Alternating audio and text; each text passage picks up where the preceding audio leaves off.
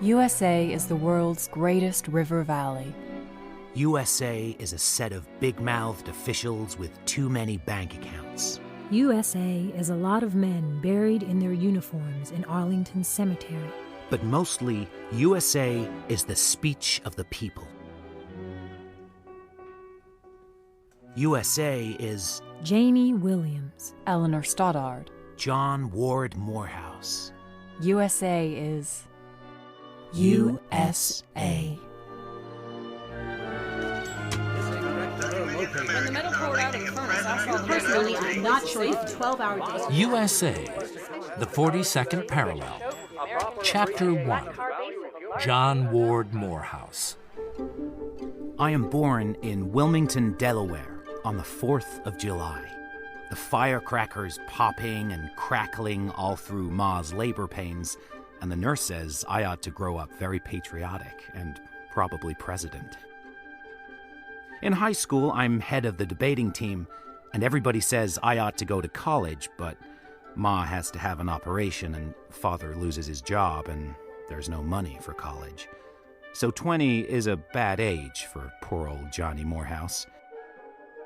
I'm working in the musty old offices of Hilliard and Miller, listing tenements for rent, and I'm thinking I'll go mad and run amok and kill somebody, until one day I'm sent down to Ocean City, Maryland, to report on some lots a firm has there with a Colonel Wedgwood. And on the train, there's a dark-eyed girl in a ruffled pink dress and a wide white hat, trying to get the window down. Allow me. Oh, thanks awfully. Look at my gloves. It's so filthy on this horrid train. Yes, miss. You won't think it's too unconventional of me if we talk, will you? No, miss. I'm bored to death. The man in New York swore there'd be a parlor car, and there isn't any. Going to Ocean City? Isn't it a horrid place? I wouldn't go there for a minute if it weren't for Dad. He pretends to like the place. They say it has a great future. I mean, in a kind of real estate way. Oh, some air at last. I would have perished if it wasn't for you. My name's Strang. Annabelle Strang. John Moorehouse is mine. Pleased to meet you, Miss Strang. Where are you staying? We're at the Ocean House. So am I. The next morning, I get up early and go to meet Colonel Wedgwood in his real estate office. Why? I listen politely What have they to got in stories of Atlantic the City Civil or Cape War May and that we General never got Lee here? and his white horse traveler, Have a mint julep. and I miss my train home. And in the evening, I go back to the Ocean House Hotel.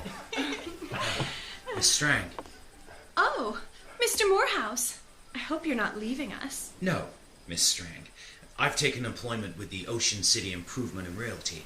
I'm just now moving down the beach to one of his cottages. Won't you introduce us, Annabelle? Oh, sure. This is Mr. Johnny Moorehouse. We met on the train. Mr. Moorehouse, Monsieur de la Rocheville. How do you do, sir? So our fat friend's got you in his clutches, huh? The Colonel's a great crony of Dad's. I think he's just too boring with his white horse traveler and his junketings before the war. On the eastern shore. Anyhow, I must go. Won't you come back later? There's going to be dancing. We'd love to have you. I will if I can. I walk away with my suitcase in my hand. The way that Frenchman stands beside her, as if he's standing beside some piece of furniture he owns and is showing off. I've got a notion to paste him just where his pot-belly bulges in his white flannels. It's a hot August. Still mornings, the afternoons piling up sultry into thunder showers, me showing clients over the scorched sandlots and pine barrens laid out into streets, or sitting alone in the office, drafting an advertising booklet. The life-giving surges of the broad Atlantic beat on the crystalline beaches of Ocean City, Maryland. It's a fine life, except each time I go up to the hotel in the evening, the Frenchman is with her, smiling and cool and pot-bellied as ever. She uses some kind of musky perfume, and the smell of it and the cigarette smoke in her hair make me dizzy and feverish when I'm dancing with her. I go back to my little bungalow and stride up and down the veranda, cursing about being young and poor and uneducated. I'm planning to make a big enough pile to buy out every damn Frenchman, and I'll be the one she loves and looks up to. And I won't care if she does have a few damn Frenchmen for mascots if she wants them. Then, one evening, she's alone on the veranda, but her eyes look red and she's got too much powder on her face. Hey, Annabelle, where's Rocheville? He had to go on the noon train. Ah. He got a letter from his mother. They say he has to come home. The French nobility are too stupid. I'm awfully sorry. No, you're not. Let's go for a swim. But we haven't our suits. Haven't you ever been in without? It's much better. Are you blushing? No. I can see you blushing, even in the moonlight. Do you dare me? I double dare you. My hair's all wet. I'm going to kiss you. Oh, well.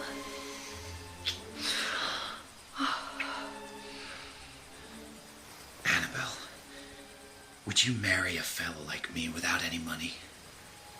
I hadn't thought of it, darling, but I might. I've got enough for two, you know. I haven't a cent, but I'll make good in this real estate game. I swear I will. Will you? Why don't you kiss me again? You're not so much older than me. How old are you, Annabelle? I admit to 24, but you mustn't tell anybody, or about tonight, or anything. Who would I be telling? Oh, what's worrying you? Nothing. There must be something. You didn't look worried the day we came down on the train together. If I told you? Gracious, I can imagine your face. Then there is something. I wish I had the right to make you tell me. You ought to forget that damn Frenchman. Oh, you're such a little innocent. Don't you like me? Even a little bit? Of course I do, you blue-eyed ninny. It's all those old cats in the hotel talking about me as if I was a scarlet woman, just because I smoke a cigarette in my room. I'm worried about Dad, sinking too much money into this town. He'll be lucky if he gets 50 cents on the dollar. I don't know if your colonel's a fool or a crook. There's a big boom coming here. You're so innocent, so cute and pure. I'm not so pure. We don't talk of our engagement, but it seems to be understood. Annabelle's moods are unaccountable, though. She keeps saying she's dying of boredom. One time, we're walking on the beach, and she's taken sick, and I have to stand waiting while she throws up behind a sand dune.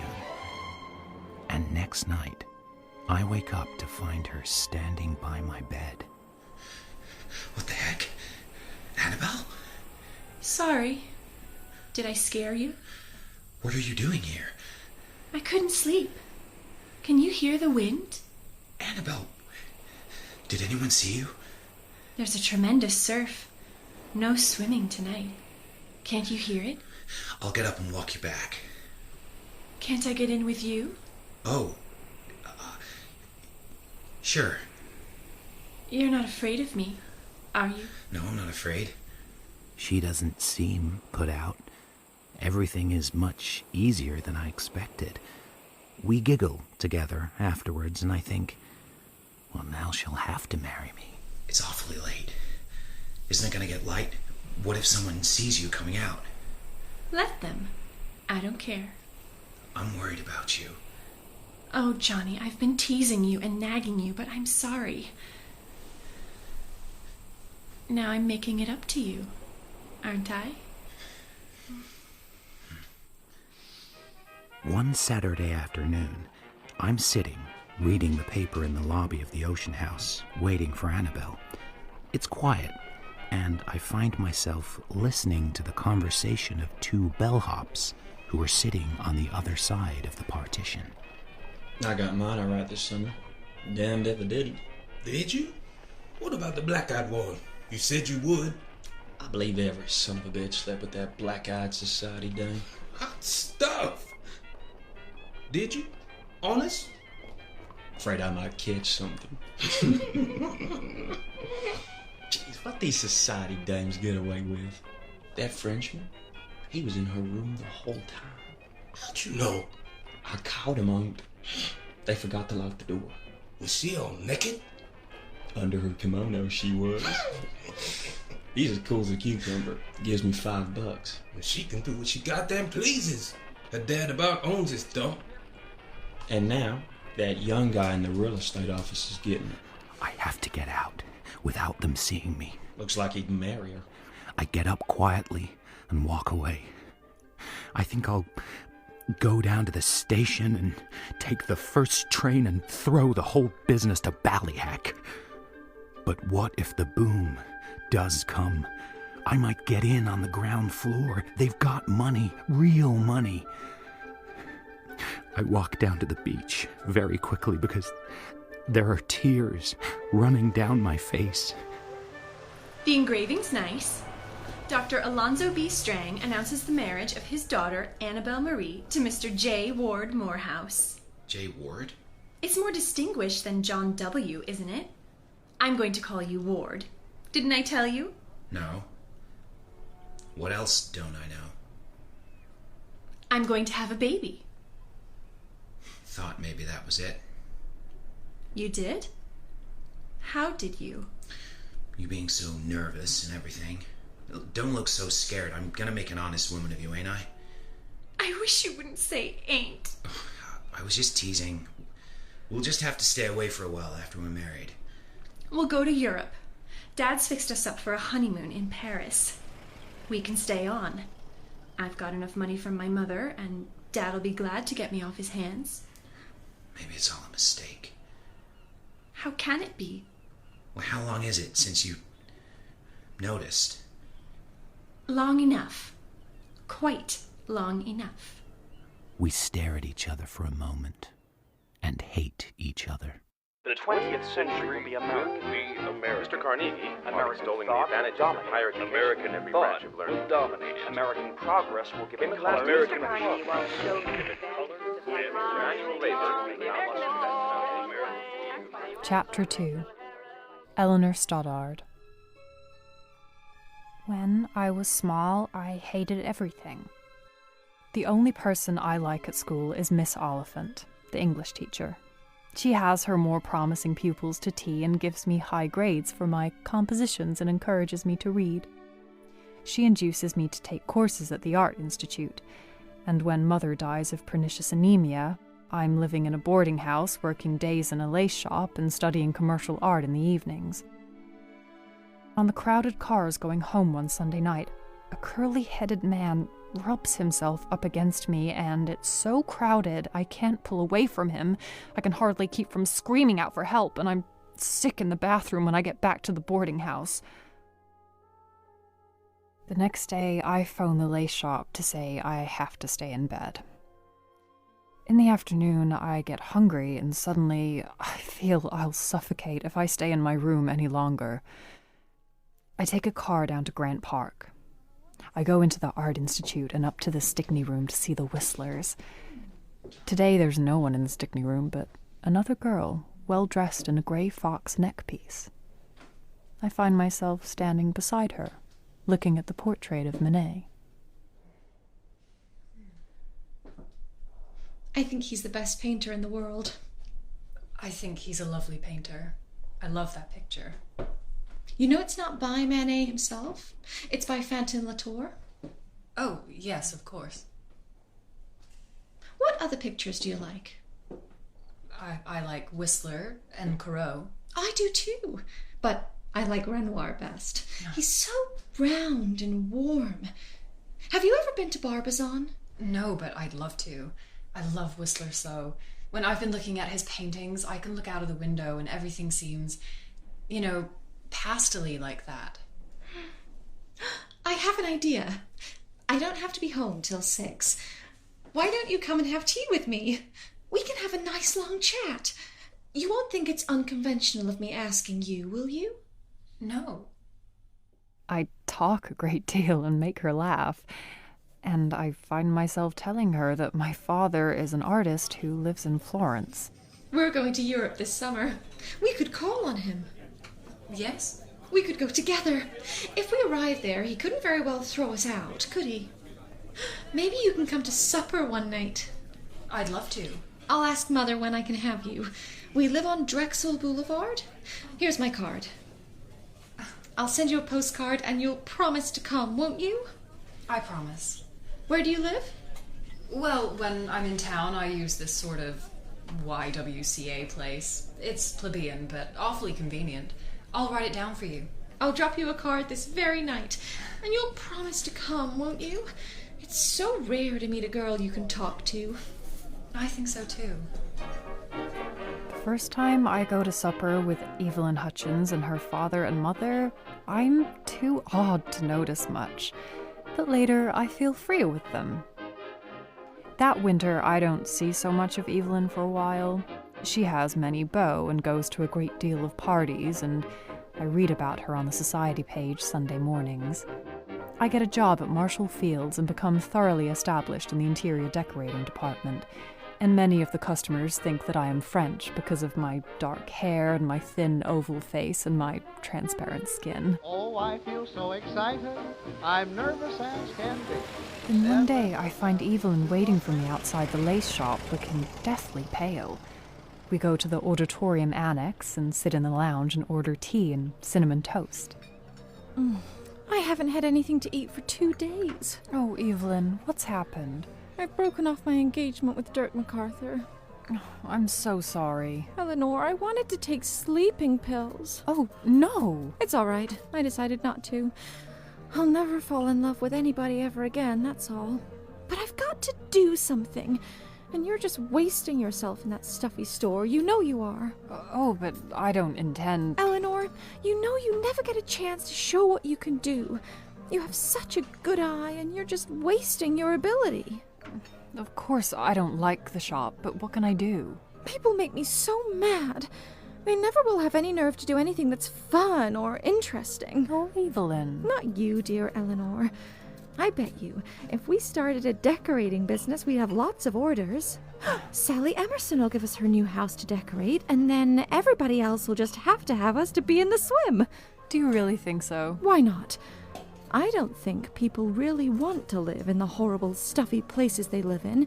It's just that they don't know any better. But... What? Where do we get the capital? We'd have to have something to start on. Dad'll let us have something. And Sally Emerson might. She's an awfully good sport. And then our first commission will launch us. Oh, do come on, Eleanor. It'll be such fun.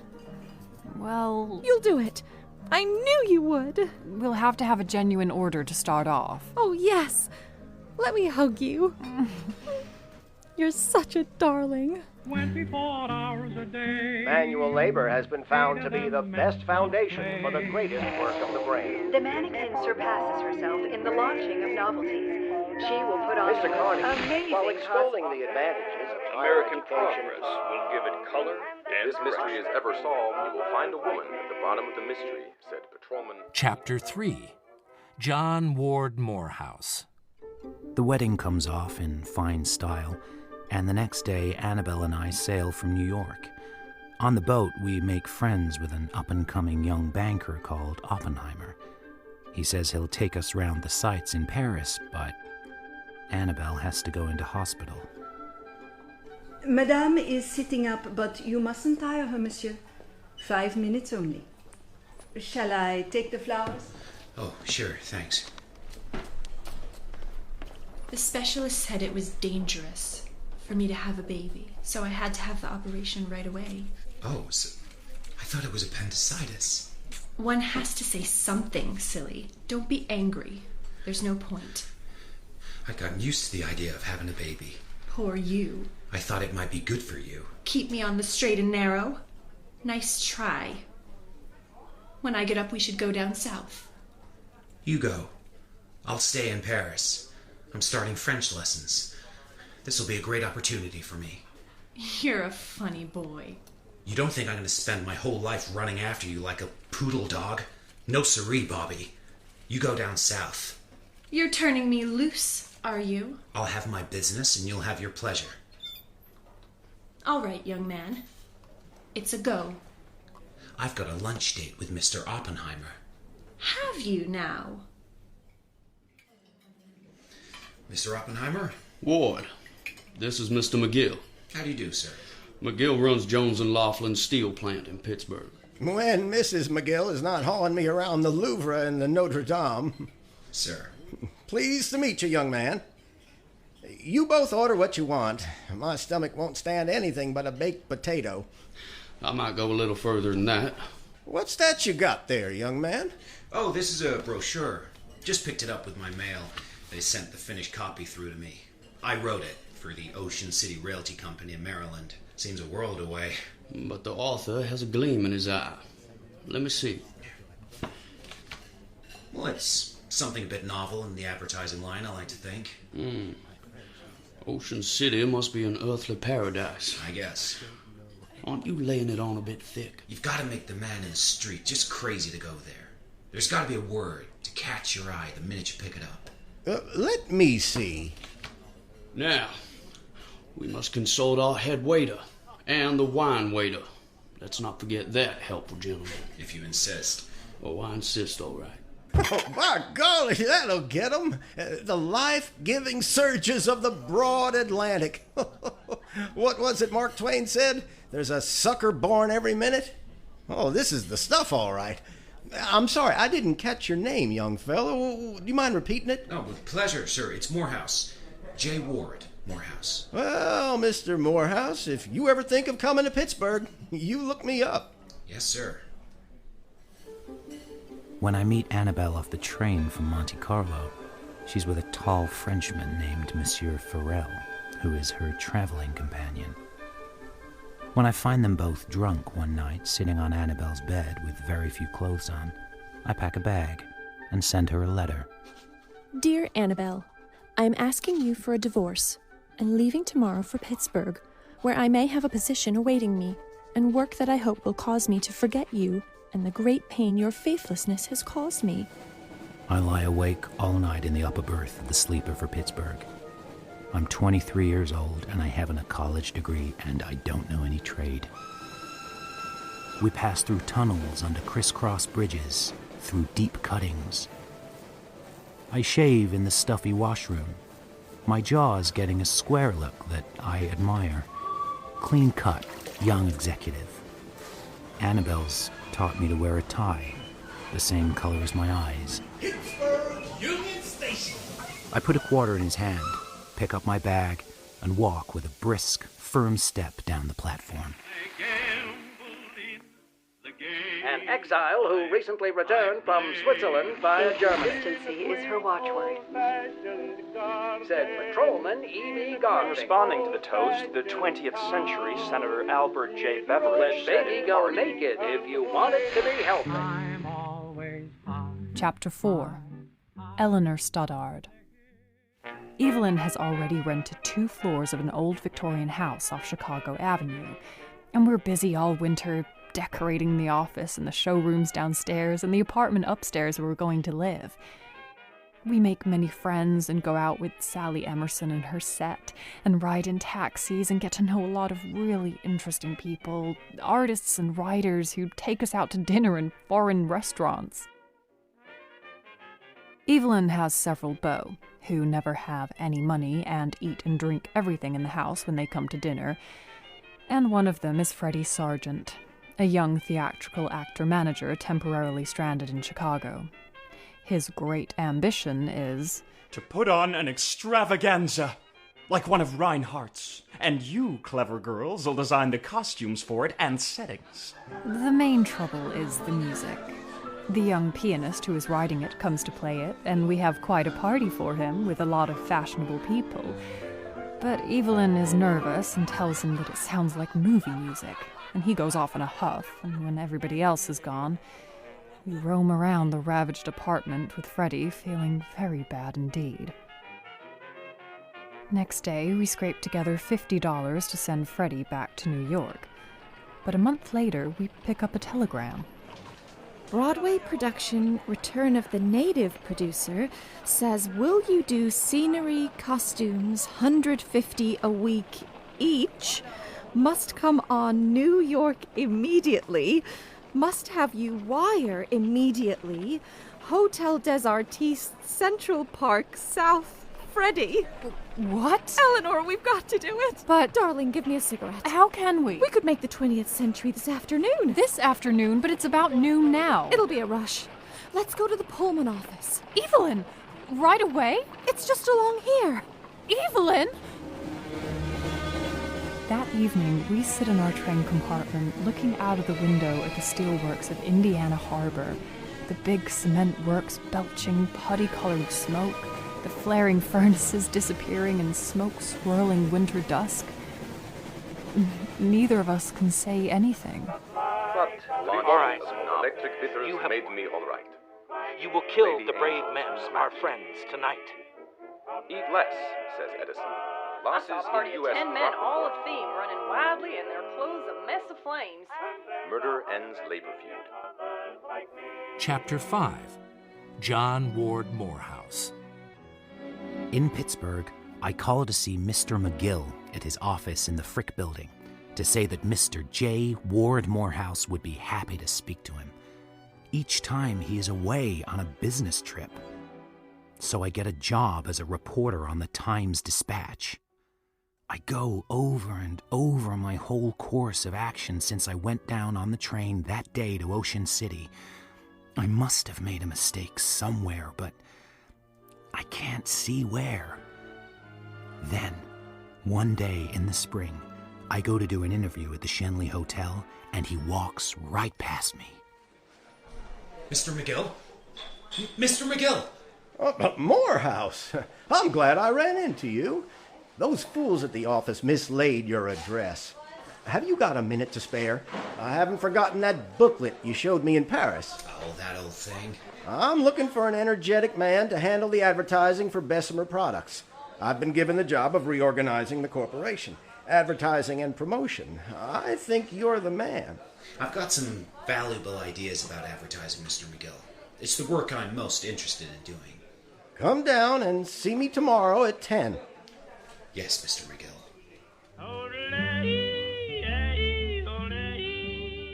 I accept $75 with a promise of a raise, and I have an office of my own in the Frick Building, where I'm told to work with a young man named Oliver Taylor, who is a nephew of one of the directors and being worked up through the organization.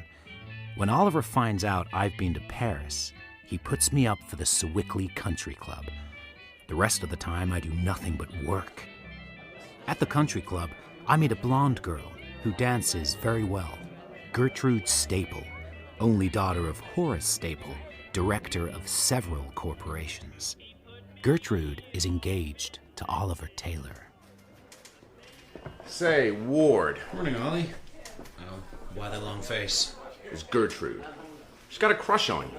She can't talk about anything else. Why, it's probably just because she doesn't know me. She's too much trouble for me. Tires me out in half an hour. You go right ahead. Too bad her old man won't let her marry anyone but a millionaire. Yeah, too bad. You might get some loving out of it, though. No, I haven't got time for that stuff. Uh-huh. Well, don't leave me time for anything else. Next Saturday afternoon, I go to an automobile school to take lessons. And on the way to work on Monday, I stroll past the Stutz agency to see what kind of terms I can buy a roadster on. When I go to call at the big house where Gertrude lives, I go in the red roadster that I've taken out on trial. I saw you take the corner by the lake.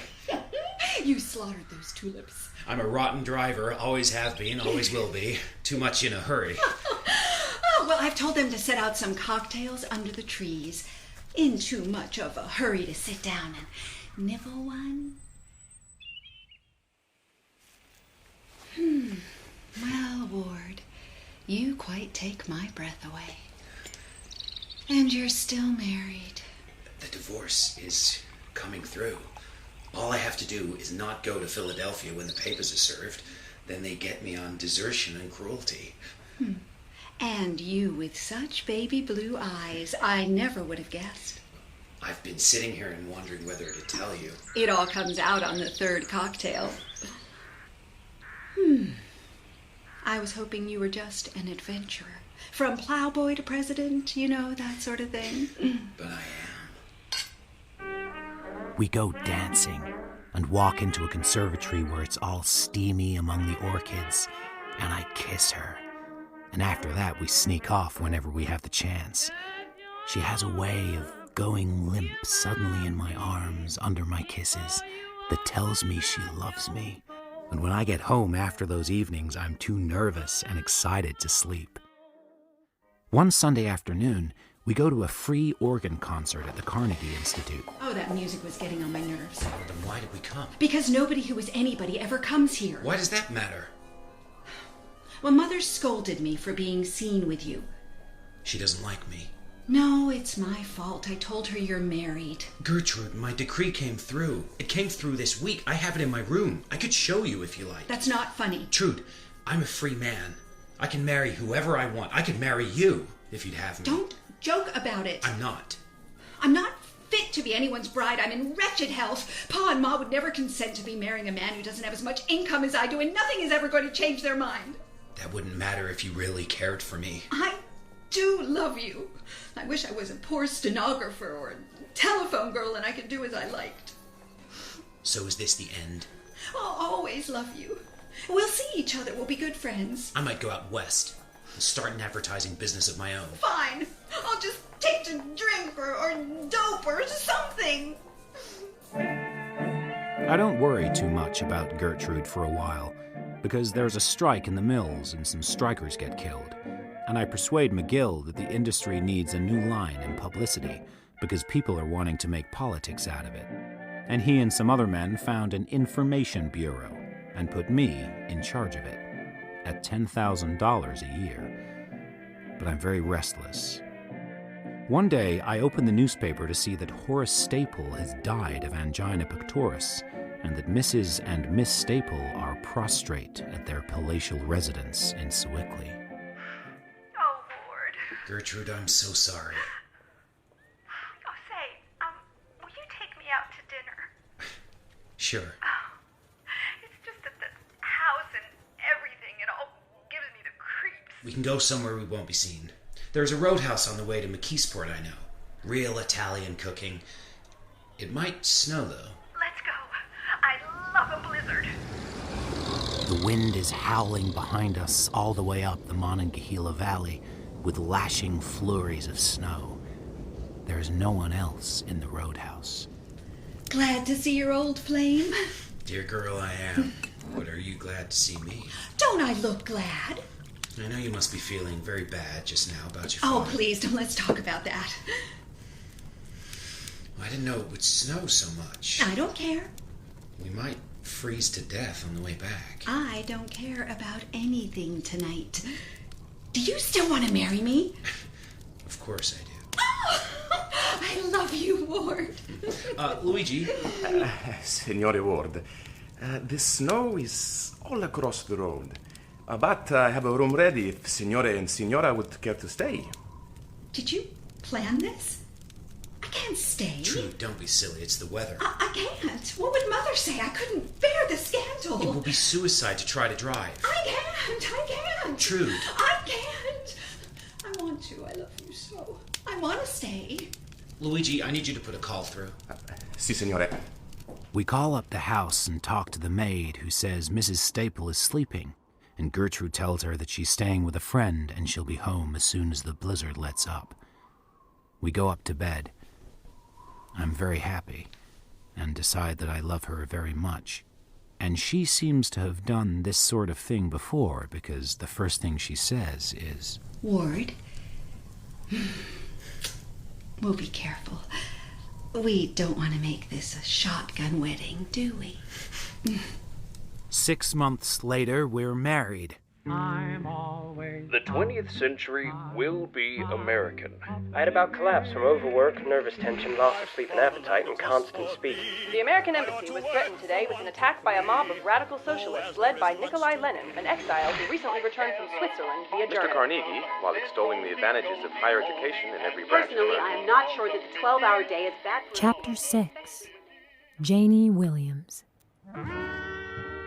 Winters, the brick sidewalks are icy, and there are colored women out spreading cinders outside their doors when we walk to school in the mornings. Joe never walks with us. I want him to walk with us, but I have to hold hands with little Francie. Summer evenings, we play lions and tigers in the empty lots near Oak Hill Cemetery. Janey. Hey, Janey. I'm coming to get you. Hey! Joe's best friend is Alec, and I tag around with them whenever I can. Alec is the best-looking boy in Georgetown, and the strongest. And he's not tough and dirty-talking like most of the boys. One day, on a sweltering summer Sunday, we all go canoeing up to Great Falls. We have a canoe that belongs to a friend of Alec's, and Joe and Alec paddle. The boys are stripped to their bathing suits, and I can see Alec's back and the muscles of his arm as he paddles. Makes my throat tremble. I feel happy and scared, sitting there in my white dimity dress, trailing my hand in the water. There's a place below the falls where we make a fire among the boulders and roast some Murphys and some ears of corn.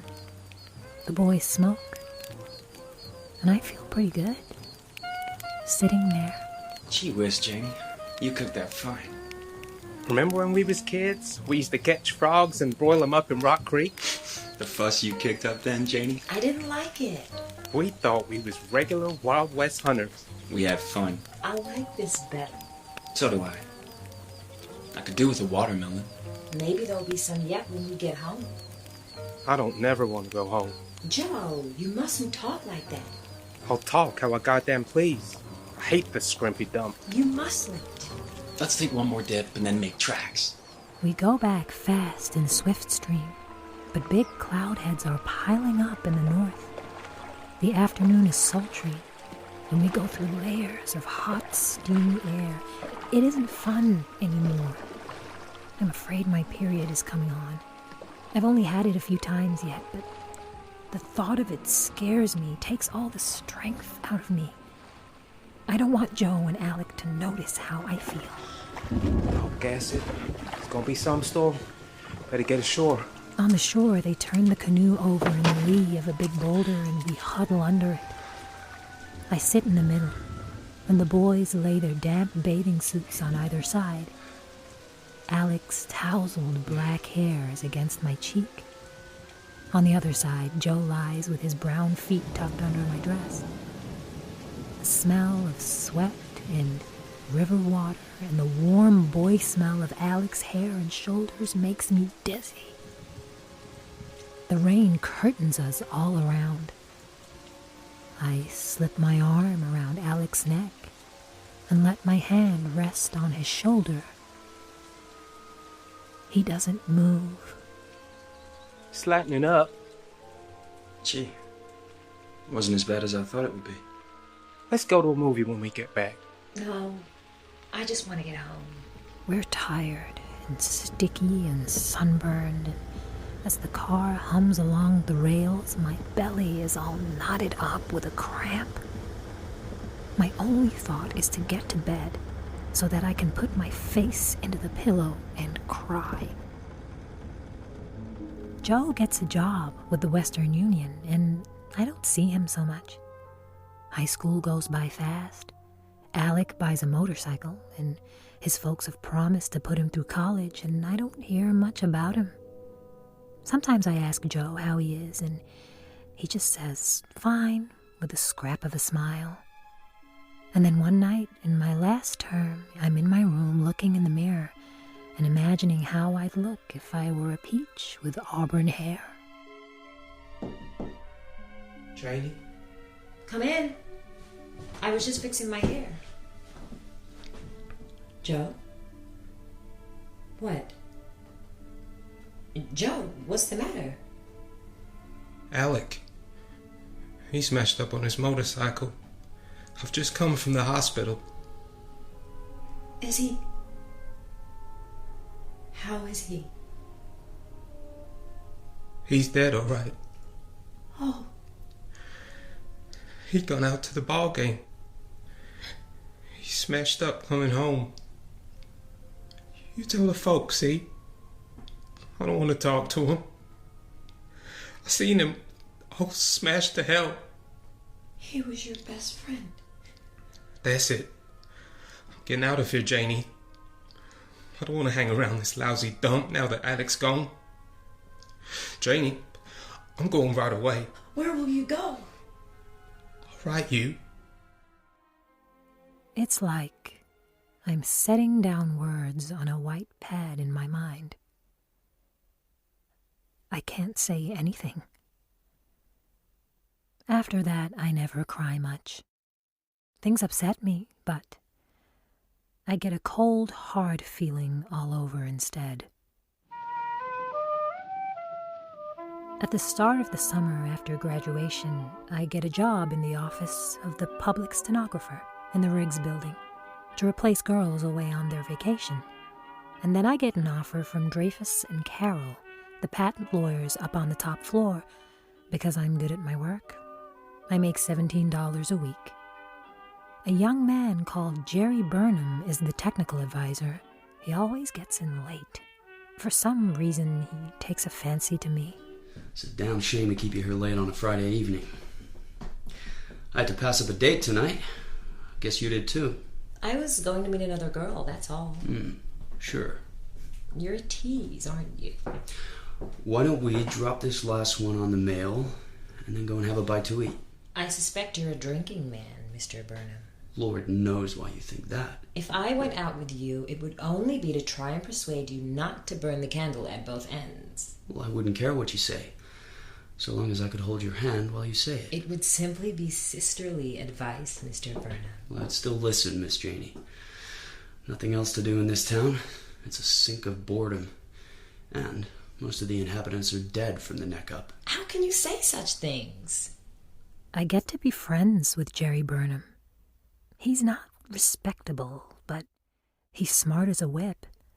And he likes taking me out and having me listen to him talk. What's that you got, Janey? A postcard for my brother. Oh, this is Joe, the sailor boy.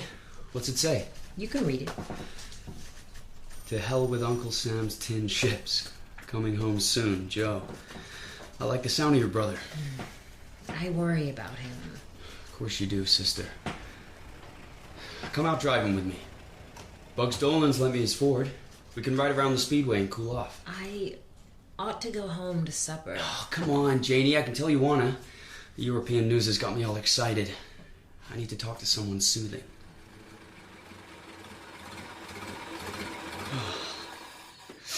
It's a little cooler here, isn't it? There's no air anywhere. I have to kiss you. Oh.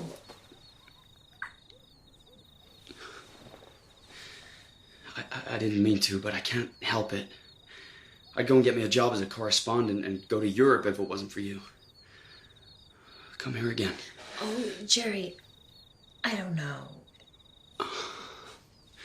Then, let's have a cigarette. Do you mean you like me? I'm crazy about you. Do you mean you... Want to marry you? Why the hell not? I don't know. Suppose we were engaged. You mean you do want me to marry you? You don't understand how a fella feels on a night like this. I'd give anything to have you. I'm worried about Joe. Your brother. He'll be all right. You'd like him. He's a wonderful baseball player. Why are we talking about your brother? Love's a swell thing, but you're not really a sister to me. That's not how I feel at all, goddammit. He puts his hand on my knee. He leans over and kisses me very gently. I do like it. I'm kissing him. His arms are hot around my shoulders. I can feel his ribs through his shirt pressing against me. I am falling through centuries of night, clinging to him, falling. No. Janey! No. God damn it! Jerry. I suppose you think I ought to I'm apologize. sorry. I'll be damned if I will. I might have known there wouldn't be a woman in this muckhole with a human spark in her. I'll take you home, shall I? Jerry, I think you're wonderful. Really, I do. But you're gonna wait for wedding bells, huh? Might you really go to Europe? Why not? I could wait for you. Oh, sure. He drops me home, and I go to bed and lie awake, thinking of all the things I'd wanted as a girl. And I think about Joe away at sea, Lord knows where, and everything seems so unhappy that I can't stand it. Jerry goes to France to be a correspondent, and I never get letters from him or Joe. I can't work at Dreyfus and Carroll anymore. The talk around the office is very pro-German. I go look for another job, but work is slack. Nothing today again, Miss Williams. Are you sure? I'll take anything. Nothing's come in today yet. Then it might. I don't mind waiting. I need something badly. We all need something, and you can't sit here all day. Johnston Employment. Oh dear. Oh dear. Of course I have a girl right here. She's very competent. The Shoreham? Yes. Williams. Miss Jane Williams. She can come right away. I'll tell her. Well, you heard. Some poor woman slipped on the ice in front of the Treasury building. They need a stenographer right away. Thank you. Don't just sit there. You're to go straight to Suite 4. It's the executive suite. We've got to make a statement to allay unrest. Something both sides will understand. Mm-hmm. Yes? Miss Williams from the agency? Glad to see you, Miss Williams. Sit right down at the table. Yes, sir. Have you a pencil and paper? Yes, sir. I'm ready, sir. Hadn't you better take off your coat? Or you won't feel it when you get out. Yes, sir. Thank you, sir. That's right. Oh, and Barrow, you make suggestions from the angle of organized labor. Uh-huh. Okay, let's get this down in rough. Ready, Miss Williams? Sir. Released by J. Ward Moorehouse, Public Relations Council, Hotel Shoreham, Washington, D.C., January 6, 1916. We stand at a crossroads. We must make both sides in the controversy understand the value of cooperation. Powerful interests in manufacturing and in financial circles are watching with the deepest interest. No, concern. Deepest concern. This Mr. Moorehouse is a fine man, kind and friendly, with such interesting ideas about the collaboration between capital and labor. I'm sorry to be paid off when the day is over, and I want to know all about Mr. Moorehouse, where he lives, whether he's married or not, where he comes from. I like him. Next day, I find myself walking past the Shoreham. I don't see him, but I see a shiny black limousine, so I decide that's his car. I go into the lobby and find the public stenographer's office. Oh, good afternoon. I wonder if anyone wanted a stenographer in the hotel today? This isn't an agency, you know. I just thought, on the off chance. Honey, I like your nerve. Anyhow, they keep phoning from Suite 4. They're using them up like 60 in there. And if you really want, you can go in there, take off your hat like you come from somewhere and start taking dictation. They won't throw you out even if the other girl comes in because they use them up too fast. Thank you. Next stenographer, come on in. Yes, sir. Hey, if it isn't Miss Williams, am I pleased to see you again? Guess what? Turns out my Miss Rosenthal has broken her hip. I'm very sorry. So they're keeping her in the hospital. I had to send flowers, damn the woman. I've lost her, and I don't know where I'll find another. Oh, dear. Do you know anyone, Miss Williams? I want a nice, smart girl like you. Someone I can repose confidence in. Oh, goodness. Do you mind if I sit down? Oh, please. Well, I am looking for something of that sort. Well, all my best decisions are made in a hurry. How about 25 a week to begin? All right. Good. You can make a start by sending these telegrams. Yes, Mr. Moorehouse. Barrows, I'm going to have to move my 12. Mrs. J. Ward Moorehouse, Great Neck, Long Island, New York. Dearest Gertrude, unable to make it back for Saltworth's dinner, please explain. Hope everything all right. Love to all, Ward. Miss Eleanor Stoddard, 45 East 11th Street, New York. Tell me what you want brought back from D.C. J.W. Working so exhausts a man, and I take all the Rich poker player falls dead when he draws royal flush. I will put on the most amazing costume and carry it with I perfect saw the the men running to a place of safety. Several of them tripped and fell. The American embassy was threatened today. Chapter 7. Eleanor Stoddard. I've never been east before, and when we first arrive in New York, I have to rely on Eveline for everything. It's all a terrible rush. Freddie Sargent introduces us to everyone as if he's proud of us. We never seem to get to bed. The screen painter, Mr. Bridgman, finds objections to everything. When we're not wrangling at the Bridgman studios, we're dashing about in taxicabs with samples of materials. I have quite a siege each week to get a check out of the producer, Mrs. Gilchrist. Opening night, I'm icy all over with excitement, and Eveline and I stand side by side in the back and nudge each other when a costume looks good. And we decide that the actors are too dreadful, and Freddie Sargent is the worst. The play fails after 2 weeks, and Eveline goes back to Chicago.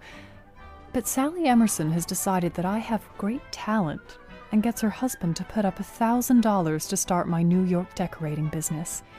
I go out with Sally a lot and get to know many rich people. That's how I get the job to decorate the house the J. Ward Moorehouses are building near Great Neck.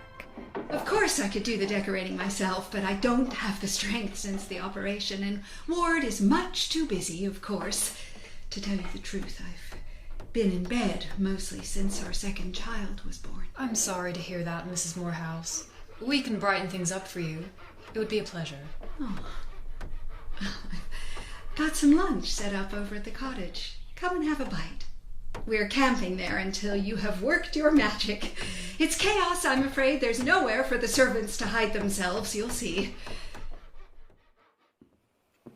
Ward, this is Miss Stoddard. Ah, say, the decorating prodigy. I don't know about that. Sally Emerson does. Trude, I'm playing golf with Perry this afternoon. Got to talk about Tampico and some oil well or other. Then you could give Miss Stoddard a lift back to town. Be delighted. Please call me Eleanor. So what's it gonna be? Old baronial? No, I haven't had the chance to talk about my ideas yet. Mrs. Moorehouse was so friendly, we just gossiped. So tell me your ideas. Really? You want to know? Why not? I wasn't expecting a big businessman to spare the time to think about it. Not so big. And I'm not a businessman, I'm an ideas man myself.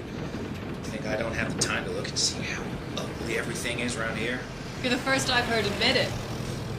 Let's talk it through properly over lunch. What do you say? All above board. I'll need to look over your estimates, won't I? Yes, of course. How would Thursday do? Thursday lunch hour is the time I have to devote to things of the spirit. I have to have many interviews with JW as the work goes on. I have him to dinner at my place on 8th Avenue, and I have my Martinique maid, Augustine, cook sauté chickens with red peppers, and we have cocktails with absinthe in them and a bottle of very good Burgundy. And he enjoys sitting back on my sofa and talking, and I enjoy listening. But I was born on the 4th of July. The firecrackers popping and crackling outside all through Ma's labor pains. And the nurse says I ought to grow up very patriotic and probably president. I mean, everybody says I'm the bright boy of the family. Ben and Ed are stronger and bigger than me, but I'm Marble's champion of the public school, getting considerable fame in town. USA. Mountain canyons. USA, fringed with mountains and hills. USA is the slice of a continent. USA is a group of holding companies, a set of laws, A radio network. a column of stock quotations, A library full of dog-eared history books. with protests scrawled in the margins. USA.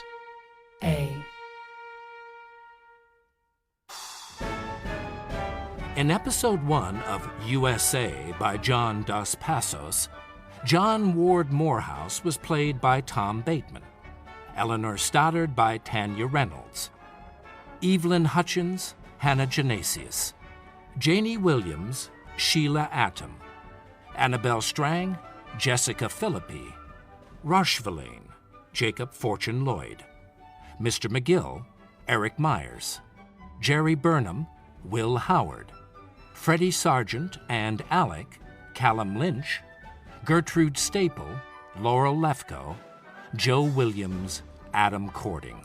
Music supervision by Lucinda Mason Brown. USA was adapted by Robin Brooks.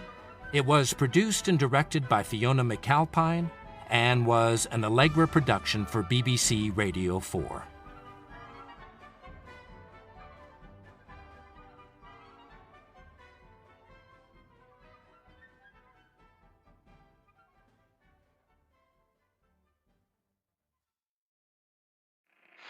Here I am, snug as a bug in a rug on this third day of October.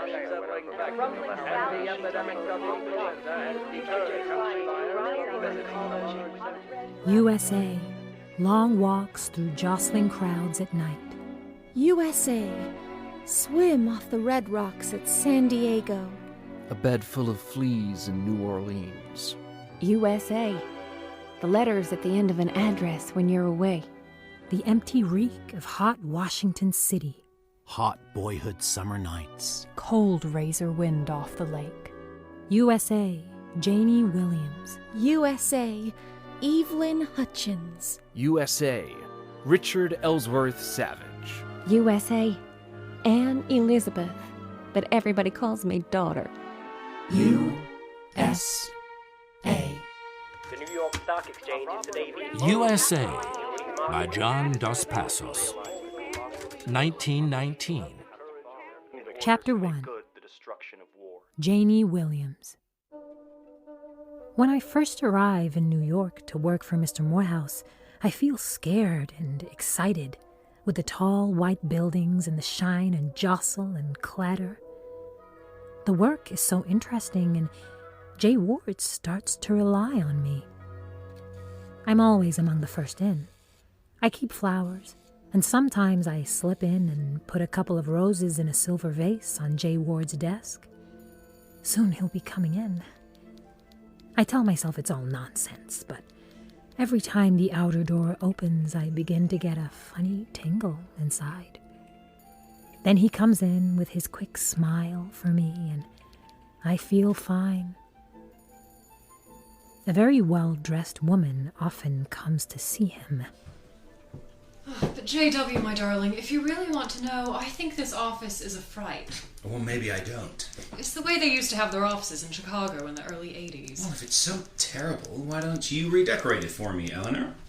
Who is this woman putting ideas into his head? She's so chic, and her complexion is quite lovely.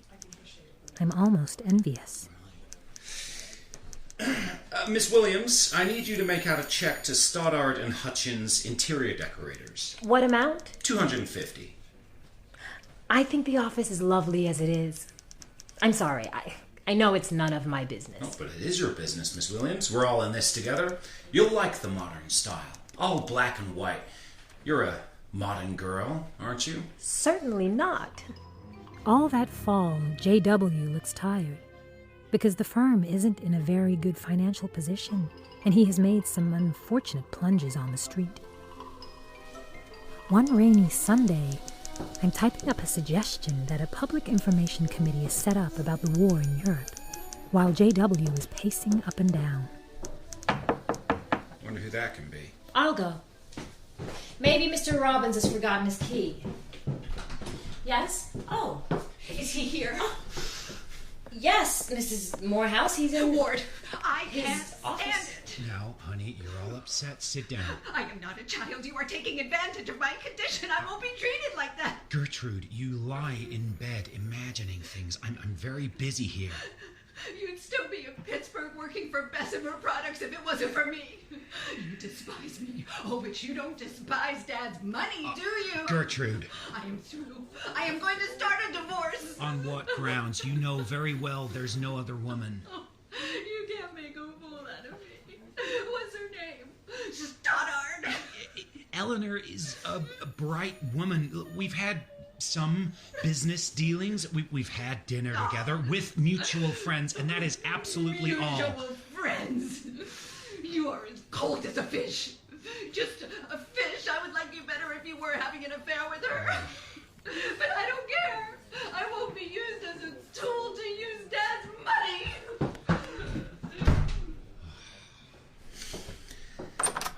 Janey. Yes? Janey, I can trust you not to mention any of that, can't I? Of course. It must be dreadful for you. I won't say anything to a soul. Thank you, Janey. The thing is, Gertrude's mother has a lot of money tied up in the company. It's very awkward. I see. But you know what it's about. The misunderstanding with Miss Stoddard. I won't mention it to anyone. Thank you. 2 days later, I am eating a sandwich at my desk when Mrs. Moorehouse comes in with Miss Eleanor Stoddard to wait for JW in his office. I believe they have been lunching together, and there's a strong scent of sweet wine. I'm so glad we've talked, Eleanor. I wanted you to see that I wasn't that sort of woman. Oh, please. We don't need to speak of it anymore. Here he is. Oh. Ladies, don't get up. Where have you been? We haven't missed you. We've been talking, haven't we, Eleanor? I had a hunch if you two sat down, everything would be all right. Well, have you done it? Done what? It's little less than my duty. I think it's wonderful of you. What is? Why are you being so mysterious? I've offered my services to the government to serve for the duration. Oh.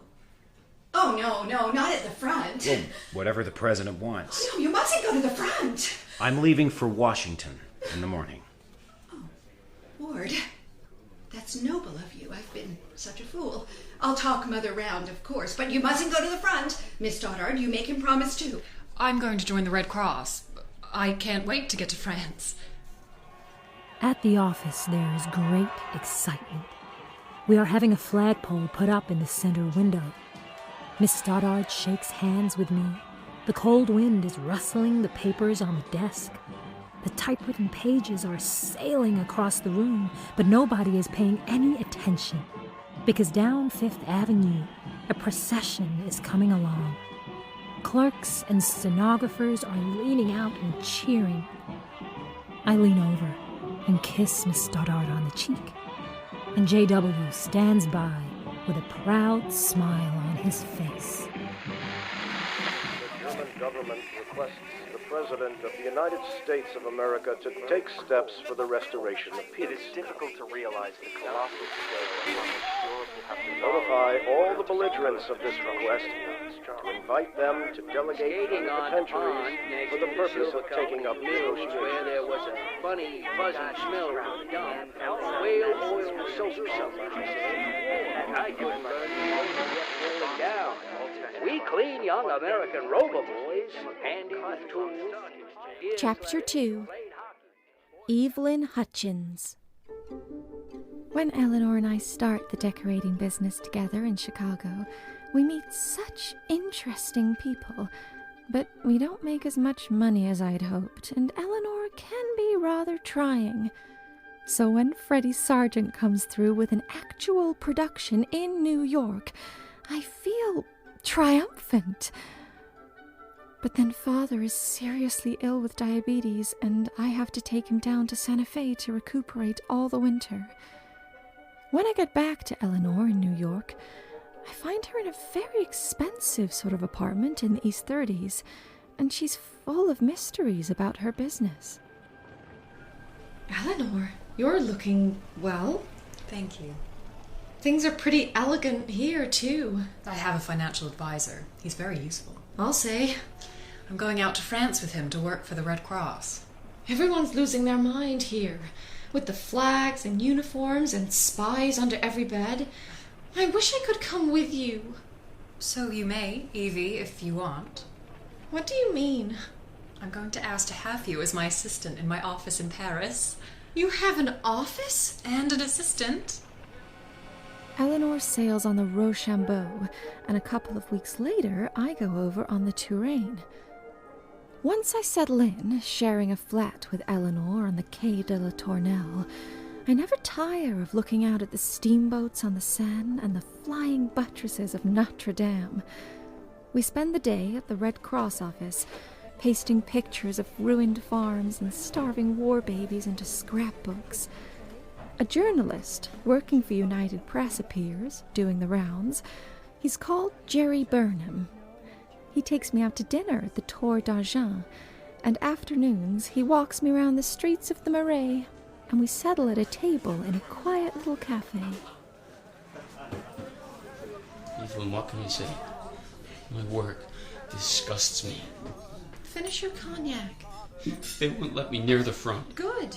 I don't get to see anything. I got the sensor on my neck the whole time and have to send out prepared stuff, and it's all a pack of dirty lies. Mademoiselle? Cognac?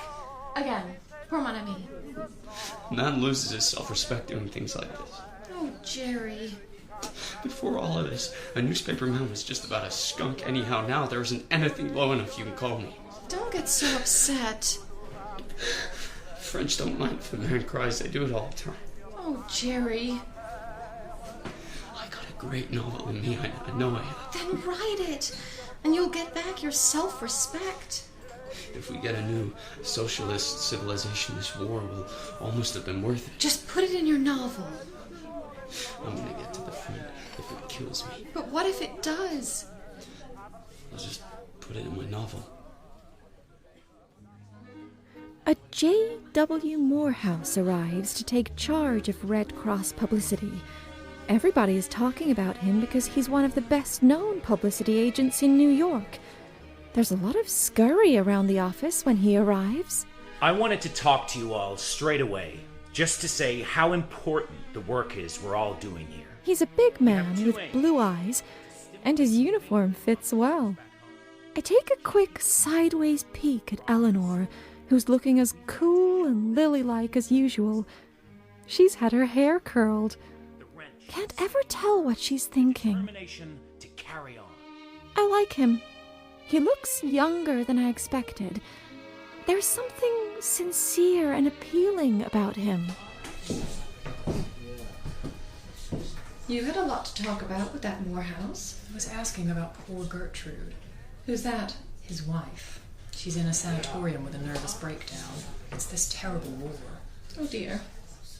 J.W. is an old friend of mine. He is? Oh, so is he your financial advisor? Eleanor. I don't see what's so funny. We're just very good friends. Paris is exciting. We have little dinners and parties, and the main difficulty is getting hold of people who mix properly. Once, we're entertaining J.W. Moorehouse when Jerry Burnham turns up, and they don't get on. You're a darling, Eveline dear, but you have the vulgarest friends. Mr. Burnham is a funny kind of Romeo, isn't he? I don't see why you don't like him. You've been cool to me ever since Mr. Moorehouse arrived, and I can't see why. If we're going to keep working together, maybe we shouldn't live together, too. Fine. I'll move out. I'll do it right away. Eveline, maybe it's for the best, but no hard feelings. No. All right. No hard feelings. Then the armistice comes. And J.W. Moorehouse is more important than ever. Something to do with the peace conference and government communications. He's given up uniform. He wears grey Scotch tweeds and has such an aloof, agreeable manner, and a suite at the Creon, and a blonde secretary, Miss Williams. I want to know him better, but Jerry Burnham isn't happy. That Moorehouse is nothing but a goddamn megaphone. Let's not wrangle, Jerry. Let's have some fun. Here we are in Paris, and the war's over. Peace is gonna be worse than the war. You're being tiresome. I don't expect you to fall for me, Eveline. I know you don't give a damn about me. Why should you?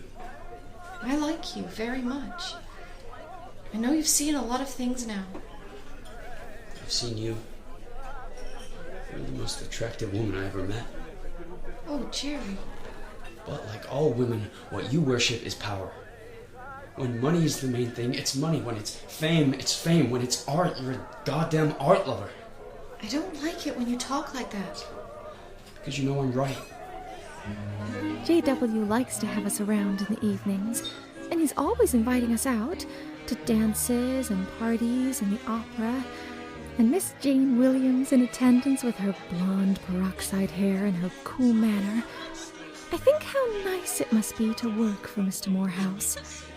I wish I could talk to him alone. He'd be so interesting. But Eleanor watches us like a cat watching a mouse. She hasn't any right. It isn't as if there's anything between us. In March, my leave comes up. Eleanor's got to go to Rome to wind up the office there, so we agree to travel down on the train together and spend a few days in Nice before going our separate ways. We get a splendid suite in a hotel and stroll along the Promenade des Anglais. And I'm thinking, now that we're here, what on earth are we going to do? But next morning, I hear a man's voice in the lobby. I recognize that voice, and I find my heart is pounding. Who do you think's turned up? Ward, come and have some coffee with us. Ah, hello, Miss Hutchins. I hope I'm not spoiling your fun. Mr. Moorehouse, what brings you here? A Packard. We drove 15 hours straight. I had to get a change of air. That peace conference was getting stuffy. And of course, I must give Miss Stoddard her instructions for Rome. Oh, of course. We spend the day together, lunch at Monty, and take a look at the casino. And next morning, we put Eleanor on the Rapide to Rome. Where can I take you before I set off? You can take me to lunch, if you've got the time. I suppose I might as well. I've got to lunch somewhere. Mm-hmm.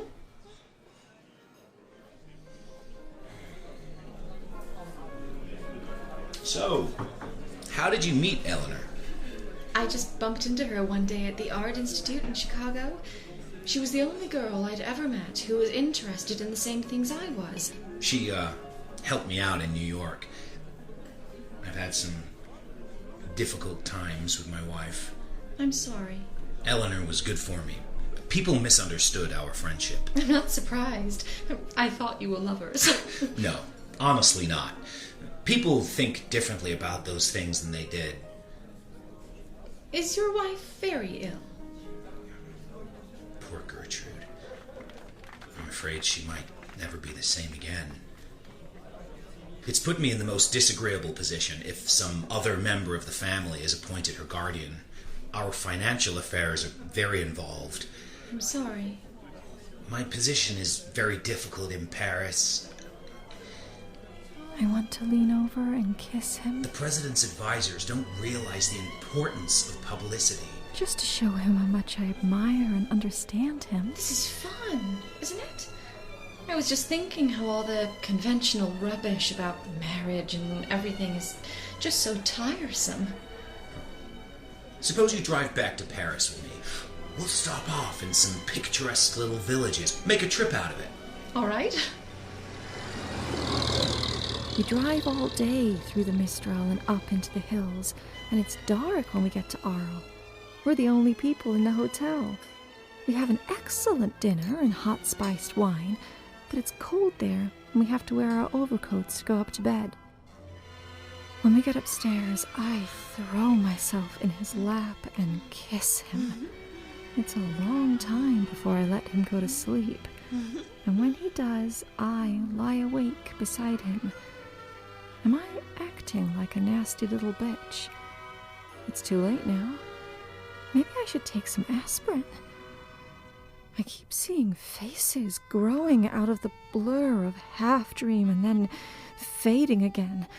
A creaky carousel of people, plans, scraps of talk. Jerry Burnham, Freddie Sargent, father in the sanatorium. Did you sleep? I slept like a log. You make me feel like a boy again. Do I? There's water in the basin. I hope you don't mind roughing it. No, I don't mind. It's raining hard, so we wait around for a couple of hours, hoping it'll stop. JW is preoccupied and tries to get Paris on the phone, and I sit in the dreary hotel salon. The rain goes down to a drizzle, and we set off, but JW is getting a cold in the head. By the time we get near Paris, his nose has started to run, and he's getting nervous. I'll take the train in from Fontainebleau, and the chauffeur can take you on, then deliver my bags to the Creon afterwards. I feel pretty forlorn riding alone through the streets of Paris. Next day, I go round to the Creon at the usual time, but there's nobody in JW's suite except Miss Williams. JW has a bad cold and a fever, and he's not seeing anybody. Does she know? I'm so sorry. I'll write him a note. No, I'll call him up later. Don't you think? Very well. You see, I've just come back from leave. I came back early. Isn't the weather miserable? It's most unfortunate that Mr. Moorehouse should have gotten a cold at this moment. We feel very badly about it, all of us. I'm so sorry. I do hope he'll be better tomorrow. Have you lost someone, Miss Williams? How do you know? What's Mr. Burnham said? Jerry Burnham. He hasn't said anything. You know Jerry? I knew him a little in Washington, that's all. I didn't know you knew him. I don't anymore. I saw the brooch. The bereavement star in your lapel. Oh, yes. Of course. Yes. I lost my brother. He was in the Navy. I'm so sorry. I truly am. So you knew Jerry in Washington? I do beg your pardon, Miss Hutchins, but I really must finish this document. Of course. Next morning, a tall young man comes wandering into the office. How do you do, miss? How do you... Freddie Sargent. Eveline. Freddie! What are you doing here? I'm on my way to Constantinople. I stopped off to see you. And Eleanor, of course. Freddie Sargent. In uniform. Yeah, even me, kind of. I'm with the Near East Relief. But I want to see the whole of Paris. It is heaven. Like one great theater set, like Reinhardt made flesh. Did you know Peleus is on at the Opera Comique? Debussy is so old hat. Oh, Eveline. Where's Eleanor? Having a lie-in. I've been so looking forward to seeing you both. Let's go and roust her out.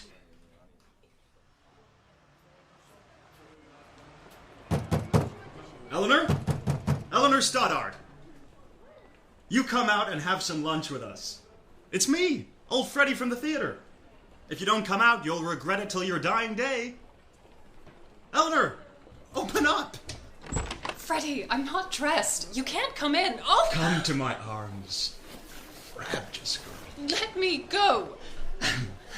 That's a very fetching negligee. Freddie, you are a fool.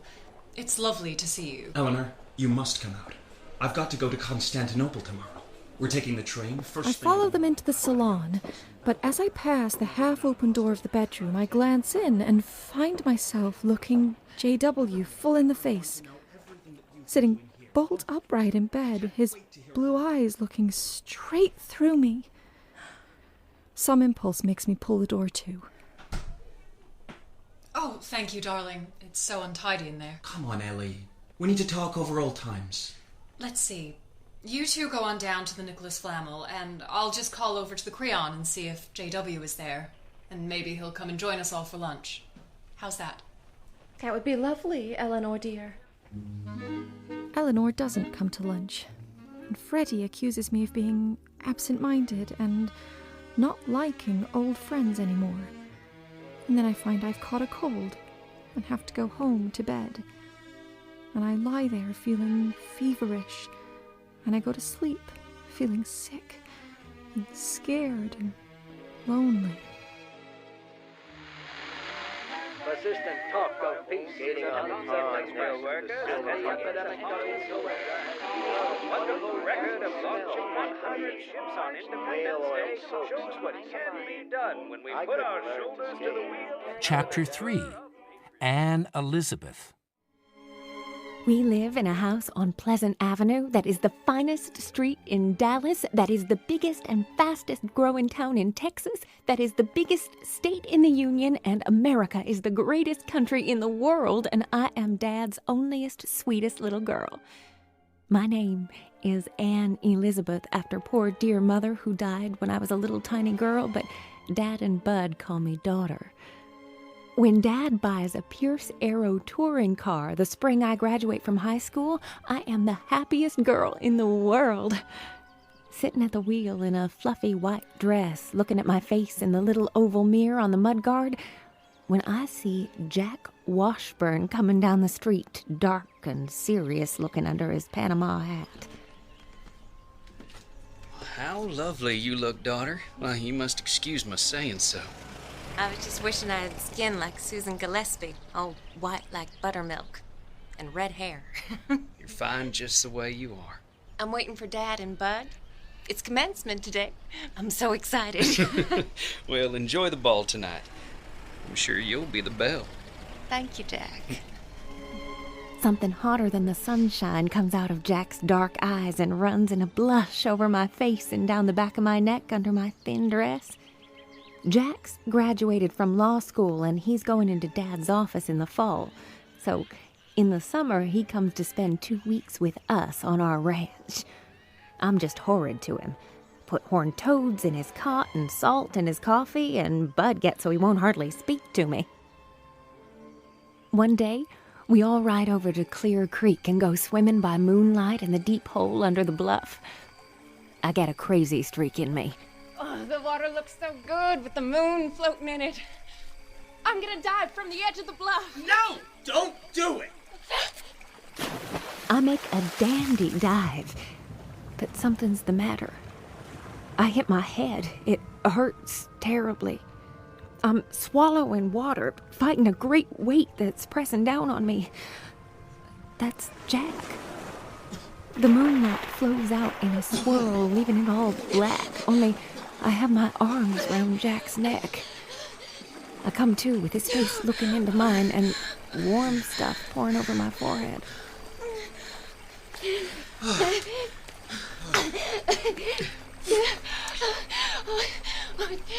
Jack, I wanna... Jack, I wanna... She's bleeding. Crazy tomboy. She had you in a stranglehold. Pretty near had me drowned, too. Told her she oughtn't dive off.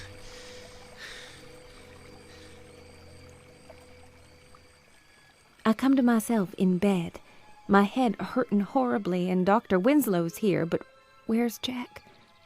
Have I acted a little silly? Did I tell him I was crazy about him? I have a fractured skull and have to be in bed all summer, and Jack is awful nice, though he looks at me kind of funny out of his sharp black eyes the first time he comes in the room.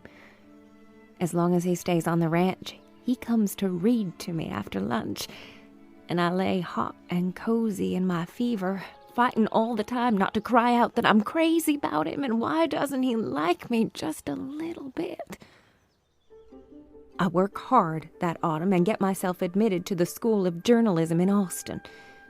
Jack Washburn has married his Peggy and is living in Oklahoma getting rich on oil. Bud goes down to San Antonio to learn to fly, and Jack goes too. I live in a whirl and have 1 or 2 proposals of marriage a week, but I say I've no intention of becoming a war bride. Then one morning the phone rings from San Antonio. Daughter? Is that you? Jack? Jack Washburn? I need to speak to your father. Jack, what is it? You better tell me. Is it Bud? It was his first solo flight. He's, You can tell me. He crashed. He's killed, isn't he? Yes. How'd it happen? I gotta think about how to break it to Dad. It'll hit him so hard. No one seems to know.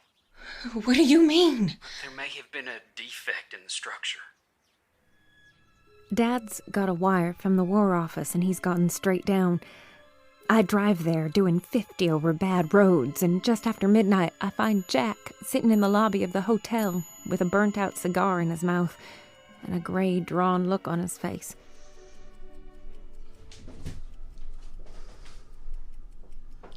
Sent your father to bed. I booked you a room adjoining. You can look in on him. Look, Jack, I need to find out who's responsible for the condition of the planes. That's a strange question. You ought to get some sleep. That was some drive. You answer my question first. The Army's a big institution. Mistakes are gonna be made. Contractors are trying to make money, same as everyone else. If Bud had been killed in France, I wouldn't feel like this. But somebody is responsible for my brother's death. We all know the risks. We knew when we joined up. Somebody's responsible. I want to go and talk to him, that's all. I'm thinking of all the other girls who have brothers training to be aviators. We're fighting a war, daughter. This isn't time for your personal feelings to get away with you. When we've licked the Huns, then we settle the incompetents and the crooks. I'll go up and see Dad. How's Peggy? She's in Tulsa with her mother. She's expecting. Oh, that's fine. You're a lucky man. Night, Jack. I don't sleep, and the next morning I drive out to the aviation camp.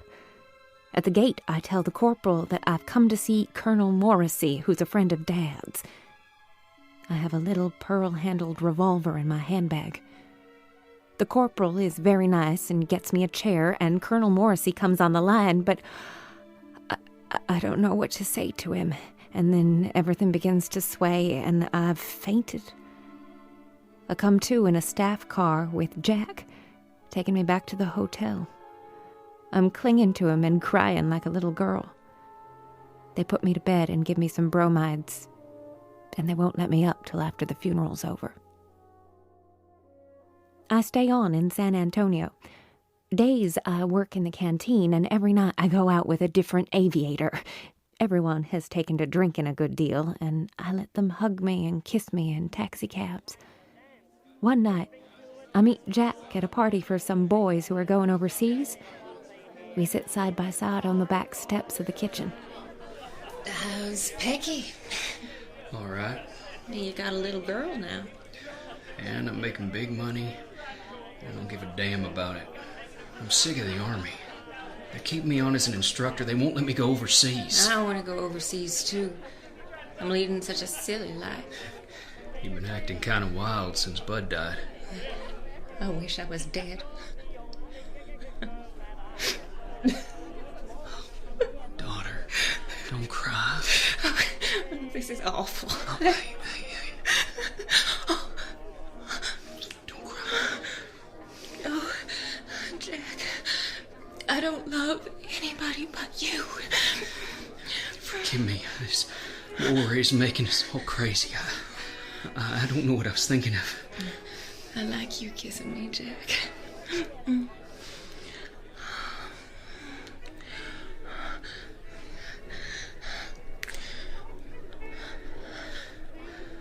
Oh, daughter. Just erase all this from the record, will you? I got some news for you, anyhow. I've signed up with the Near East Relief Organization. But, daughter, you ought to stay home now. The war's over. Well, others have given their lives. I could give up 6 months for relief work, can't I?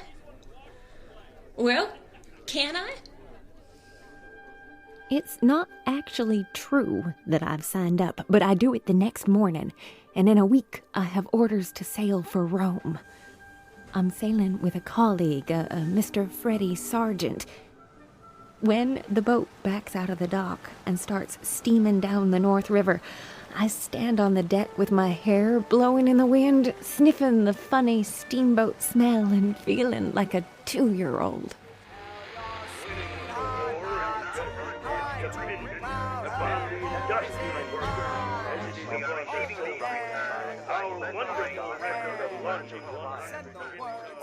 Chapter 4.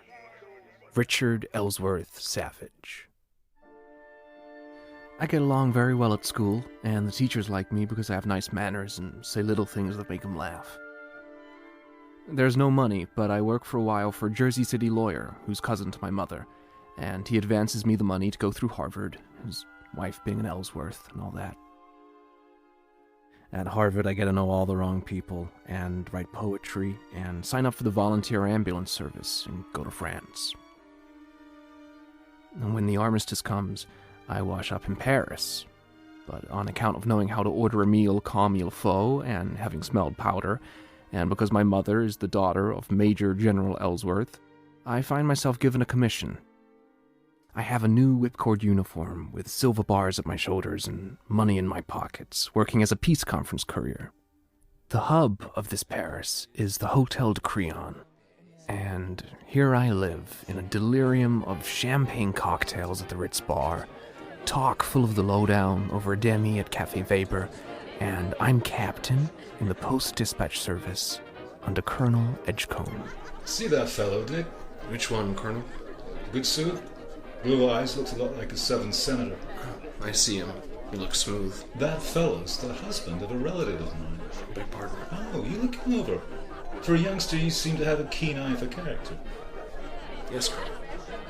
This blue-eyed boy turns out to be a Mr. J. Ward Moorehouse, and with him is a Miss Eleanor Stoddard, with a skin like alabaster. She is stunningly well-dressed and wide awake. Or maybe just not as drunk as the rest of us. So what are your official duties, Captain Savage? Taking trips to Brussels on the Night Express and eating lobster cardinal mostly.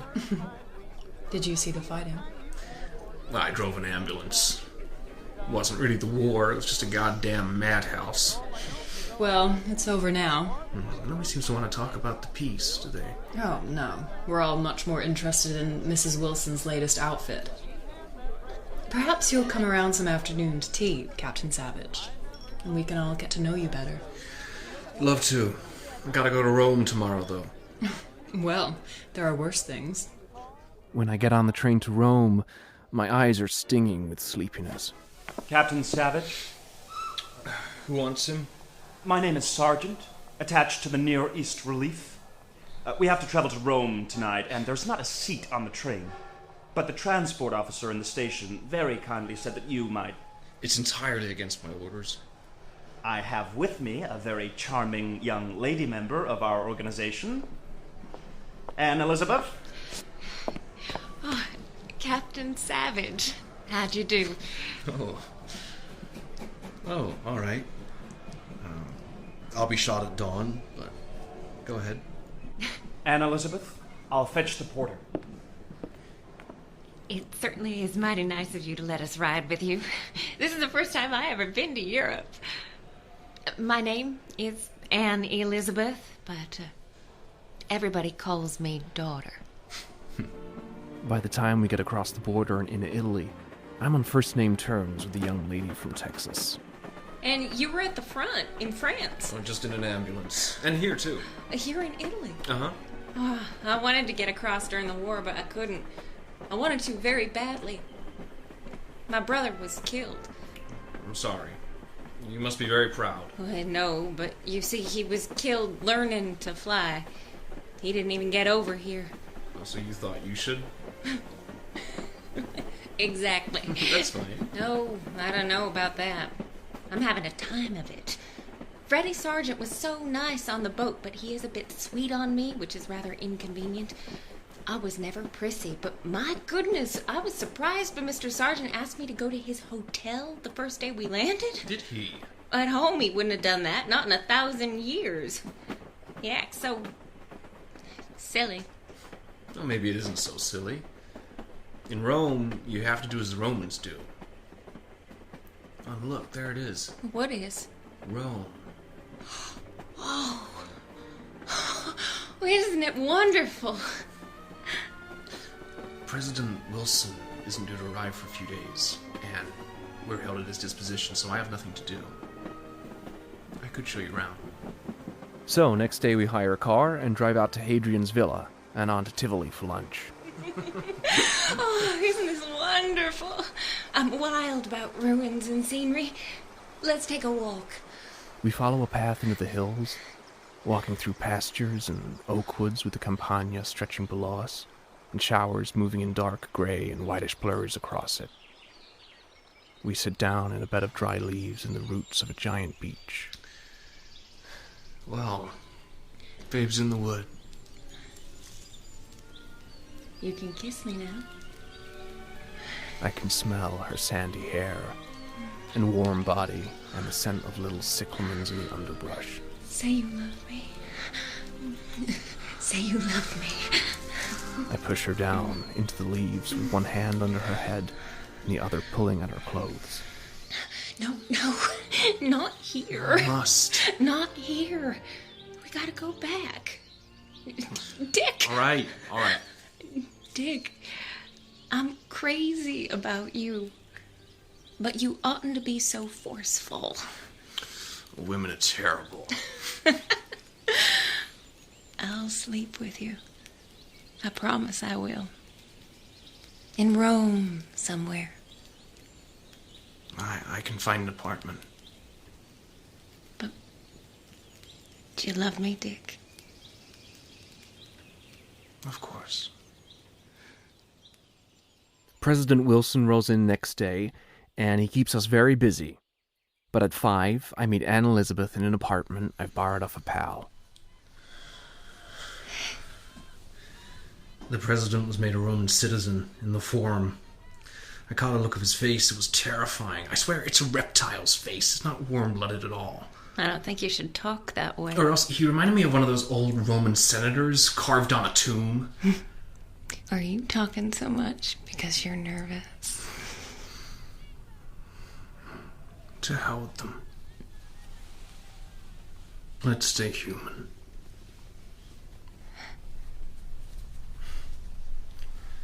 You're shaking. I can't undo these buttons. Shh. I'll do it. You're trembling too. I've never done this before. It's all right. It'll be all right. But we don't have a very good time. And after supper, we can't seem to find anything to say to each other, and she goes home early. Next night is better, but then the president goes back to Paris, and I have to go with him. And Elizabeth comes to see me off at the station, and we're very tender and quiet together. And I promise I'll get out to see her real soon. When I get back to Paris, I go have tea with Miss Eleanor Stoddard. Mr. Moorehouse wants to meet you. He asked me to tell you to drop round to the Creon and see him this evening. There are some interesting people there. You won't be bored. I'll be happy to. Can you see yourself in public relations, Mr. Savage? I've got to get out of uniform sooner or later. Well, I'm going to keep my eye on you. I don't trust all you bright young men. At the office, I find a letter from Anne Elizabeth. Darling, I'm working at my desk in this miserable dump that's nothing but a collection of old cats that make me tired. Darling, I love you so much. We must see each other soon. I wonder what Dad would say if I brought a good-looking husband home from overseas. I reckon he'd get over it. Do anything you like, but don't forget me. I love you so. I go to the Creon, and Mr. Moorehouse speaks to me and remembers my name. And then I get sent to Vienna for 8 weeks. And then I come back to find another letter from Anne Elizabeth. Darling, thanks for the postcards. I'm so lonely. Try to come to Rome if you can. Something's happening that's going to make a great change in our lives. I'm terribly worried about it, but I have every confidence in you. I know you're straight. I've got to see you. If you don't come, I'll throw everything over and come to Paris. I love you so. Next day, orders come to send a man to Rome, and I jump at it. I meet Anne Elizabeth at a small hotel on a back street. Oh, Dick. Let me look at you. I've been so lonesome for you. Oh, you were a darling to come. I let myself be carried away by her. She's so pretty, and the smell of her hair, and her cheeks so flushed, but all the time I'm making love to her, sweating and straining in her arms. Wheels are going round in my head. What can I do? Can I do? Give me a kiss.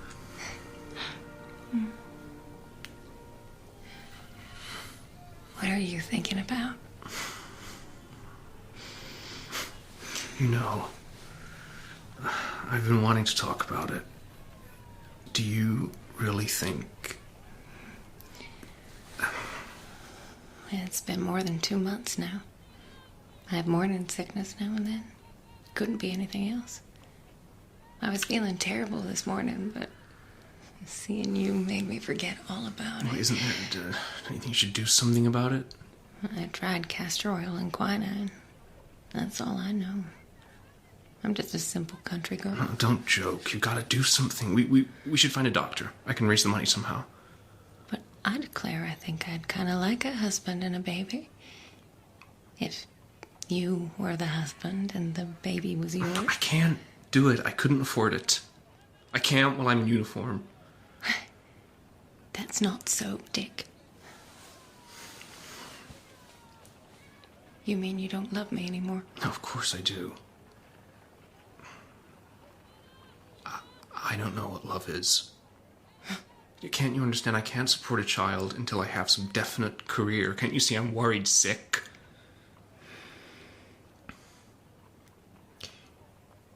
You got a big future. I can see that. If we got married, I'd work too. Maybe we'll put off the baby.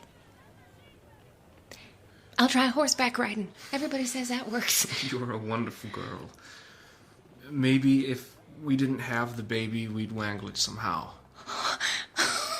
Goody, we're gonna get married. No, do be serious. I am unto death. I've got to go back tomorrow. I know. I won't come and see you off. I'll write you when you're back in Paris. March is a miserable month for me. I get worrying letters from Anne Elizabeth. I can't make them out. And Eleanor's away in Rome, of all places, and I miss her cozy apartment and her gossip. But when she gets back, she invites me over. I got to meet a friend of yours. Who was that? That little Texas girl.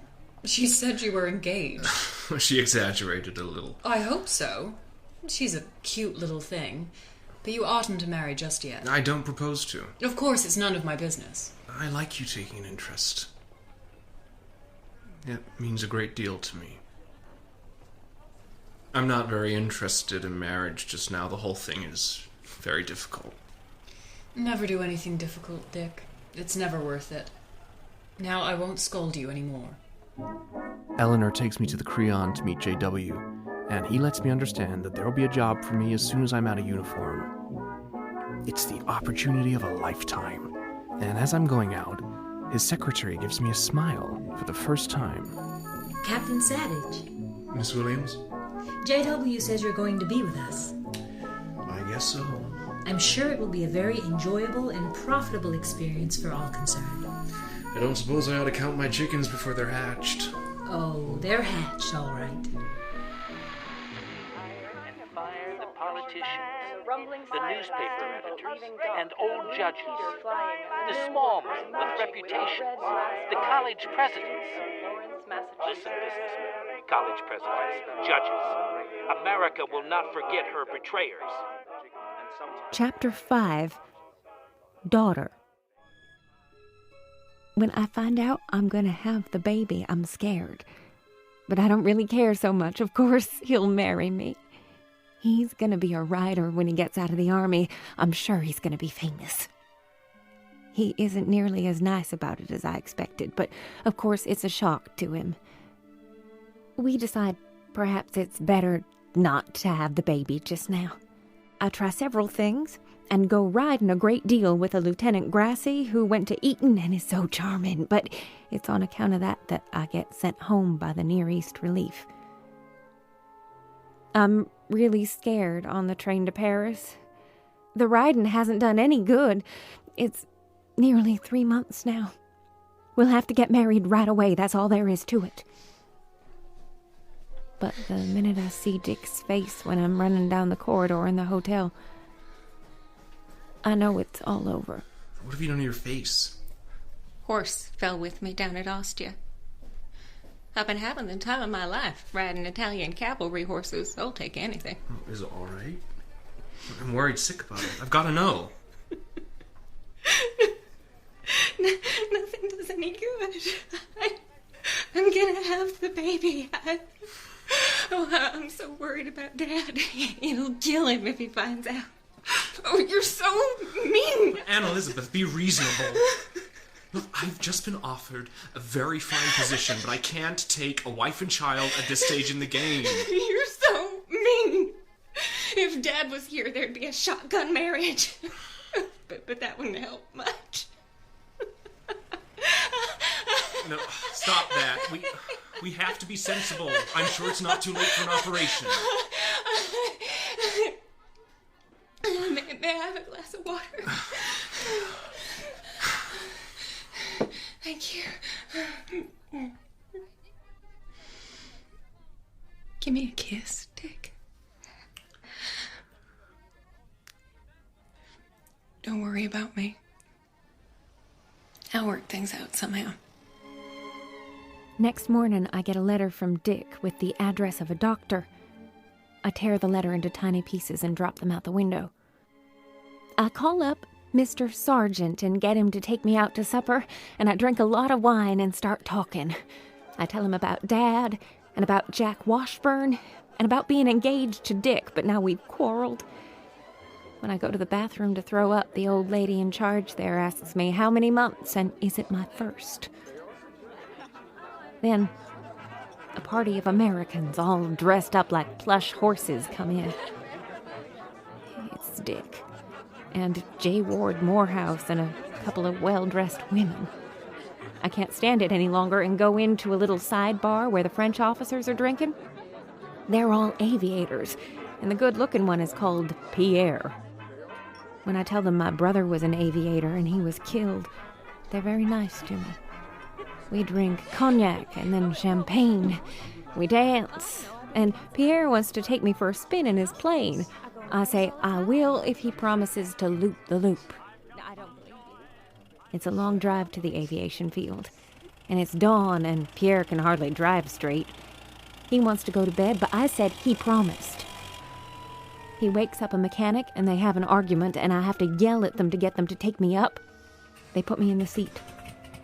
The engine roars, and suddenly I'm scared and sober. It's crazy, and I start to fumble with the straps to unstrap them. But we've started, bouncing along, and then a row of poplars sweeps past below. It's daylight. A cold silver sun shines on my face. I'm terribly cold. The man in goggles in front turns and yells, but I can't hear. I stretch my hand out towards him and wave it round. We're plunging into the sun. It spins round. The white clouds are below, and now they're a ceiling overhead. And I'm afraid I'm going to faint, but I stretch my hand out again and make the same motion. I can see Paris like an embroidered pincushion, all the steeples and the Eiffel Tower. It's rough. I begin to feel sick again. There's a ripping sound of some kind, little wires waving loose, and then I see the shine of a wing gliding by itself a little way from the plane. The spinning sun blinds me as we drop.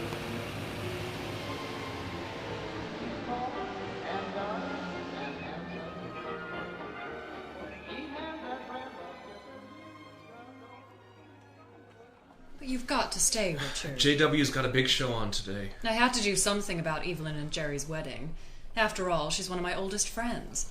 I've invited all her wild-eyed young hangers-on. JW's meeting with the press. He's so busy, and now you are too. Poor Dick. Were you in love with that girl? I don't know. You needn't pretend to be hard about it. Jilted by Army officer, Texas Belle, dies in plane wreck. Jerry helped kill that story. I know. What did they expect me to do? Jump into the grave like Hamlet? It's just young to pretend to be hard about things. I wish I was hard enough so that I didn't give a damn about anything. It's time. I'm going up to the Creon. Captain Savage, I was afraid you'd be late. Not me, Miss Williams. They're coming in swarms. Hey, Dick Savage. Jerry Burnham, congratulations. Oh, that? Never mind about that. Ask your new boss if he'll answer some questions. You'll see. We need to ask him right out. If all we get's a typewritten statement, you won't leave this room alive. Here he comes. Just wait and see. Good afternoon, gentlemen. Now, let's not stand on ceremony. Some of you know I'm an old newspaper man myself, so we'll just have as much back and forth as you like. Mr. Moorehouse. Hold on there, Jerry. I know what you're wanting to know. It's coming, gentlemen. Great aggregations of capital will work together for peace and democracy, working against reactionaries and militarists on one hand, and against the dark forces of Bolshevism on the other. A new era is dawning, an American age.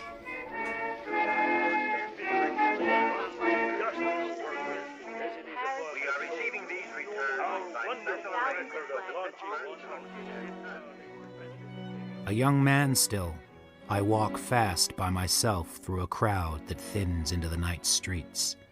Fast, but not fast enough. Far, but not far enough. USA.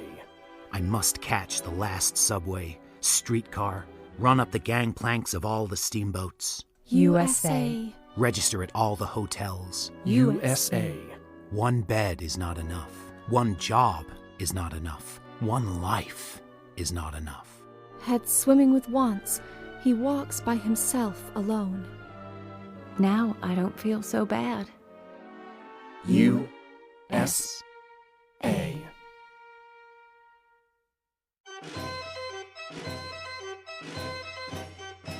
In episode 2 of USA by John Dos Passos, John Ward Moorehouse was played by Tom Bateman, Eleanor Stoddard by Tanya Reynolds, Eveline Hutchins, Hannah Genesius, Janey Williams, Sheila Atom, Dick Savage, Luke Fallon, daughter, Kelly Burke, Bud, Gabriel Freilich, Jack Washburn, Christopher Ragland, Gertrude Staple, Laura Lefko, Jerry Burnham, Will Howard, Freddie Sargent, Callum Lynch. Music supervision by Lucinda Mason Brown. USA was adapted by Robin Brooks. It was produced and directed by Fiona McAlpine and was an Allegra production for BBC Radio 4.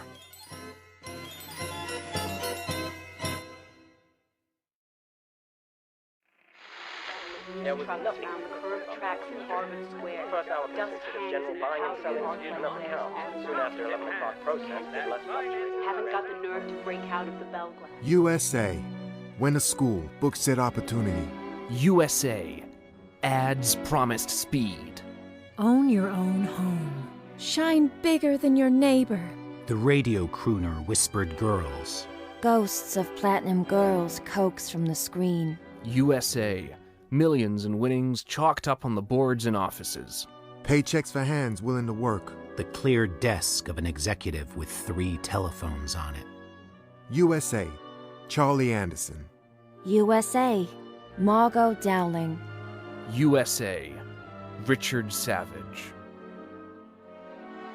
USA.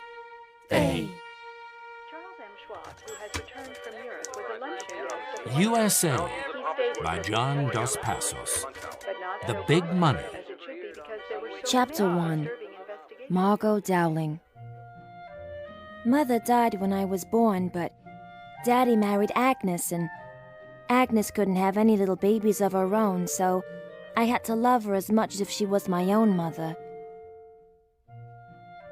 After Daddy took to drinking and went away, it was just Agnes and me. When I'm bigger, we go to room with the Mandevilles in an old brownstone on 79th Street. They're theater people, and Frank Mandeville gives me singing and dancing lessons. The musical Mandevilles are playing Newark the night I first go on. I come out in the middle of "Everybody's Doing It," rolling a hoop in a blue muslin dress that makes me look about 6.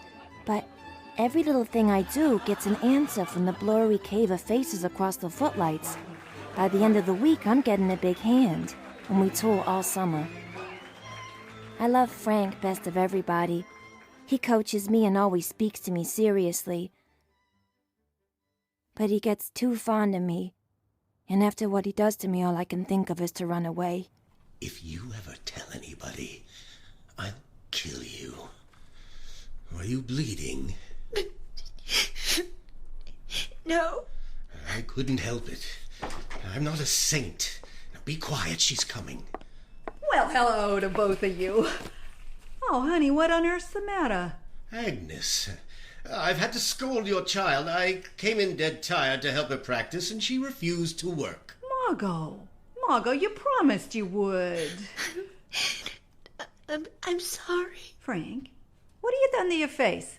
I got into an altercation downtown. Is that all? My nerves have gone all to pieces. Oh, I'm so relieved. I thought for a moment something terrible had happened.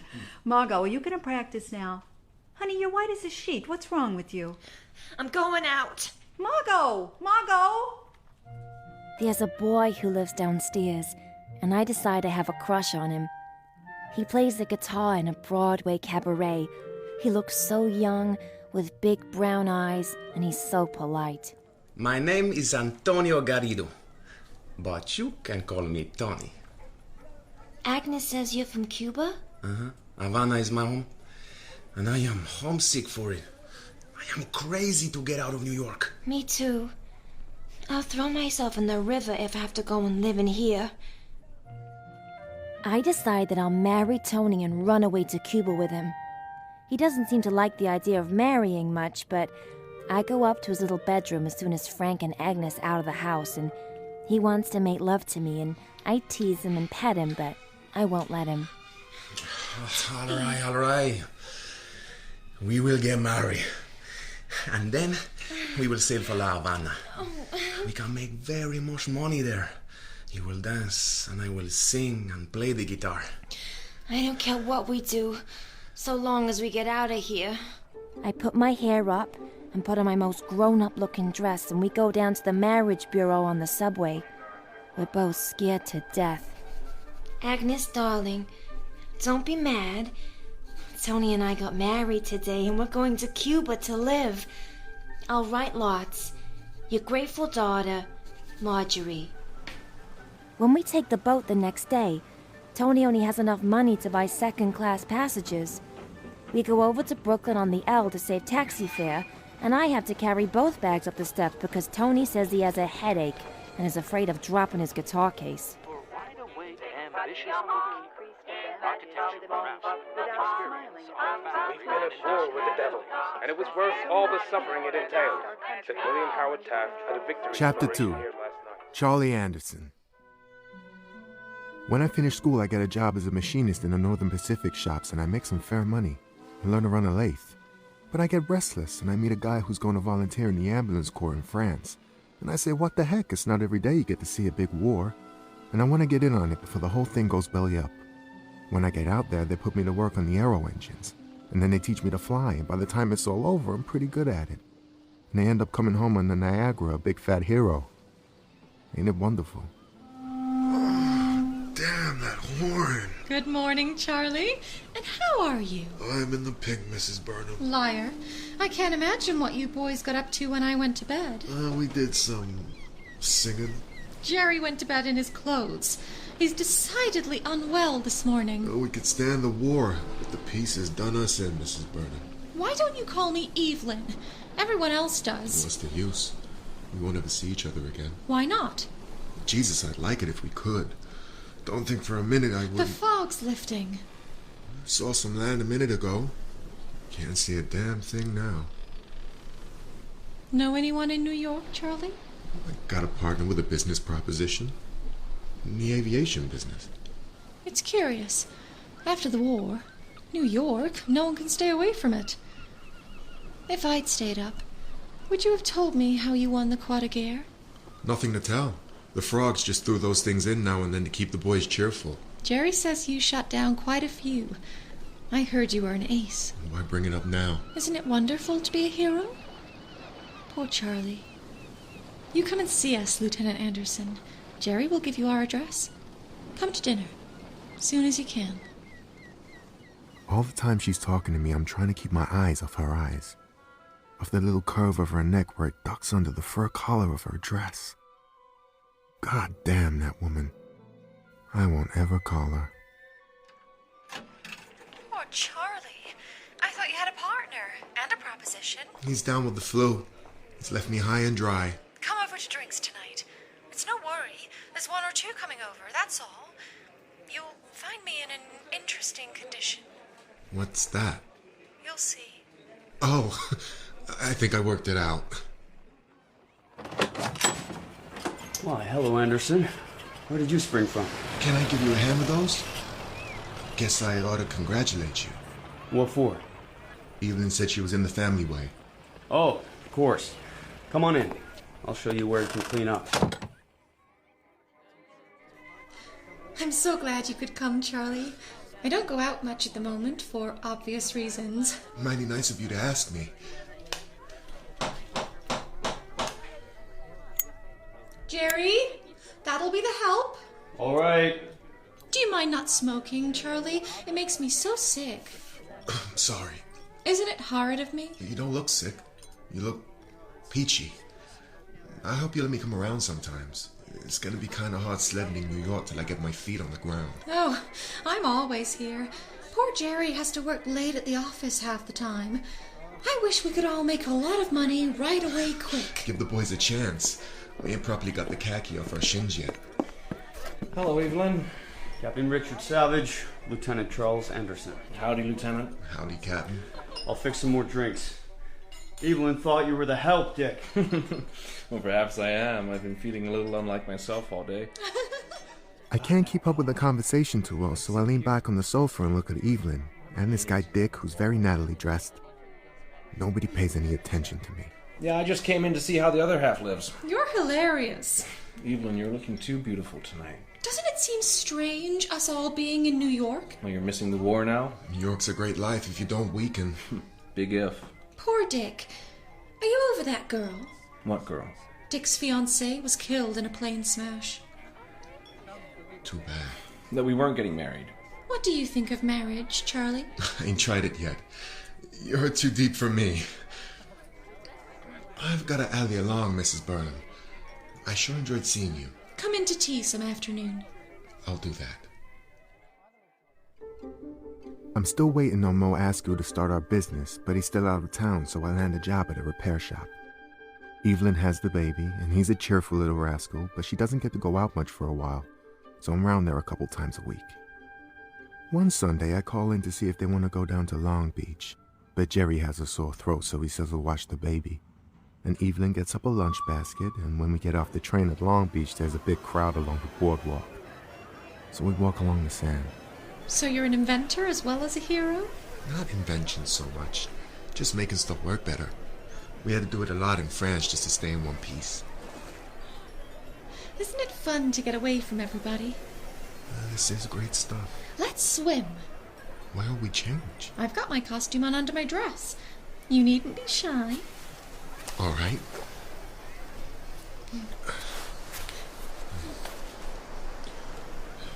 My, you've got a beautiful body. I sure would like to get a job where I could get my hands clean. A man's hands ought to show his work. That's the whole beauty of hands. You've got a pretty figure. That's what I noticed about you on the boat. All ruined now. Not a chance. Let's go in. The surf scares me, but it's terribly beautiful. I think this is fun, don't you? Come on.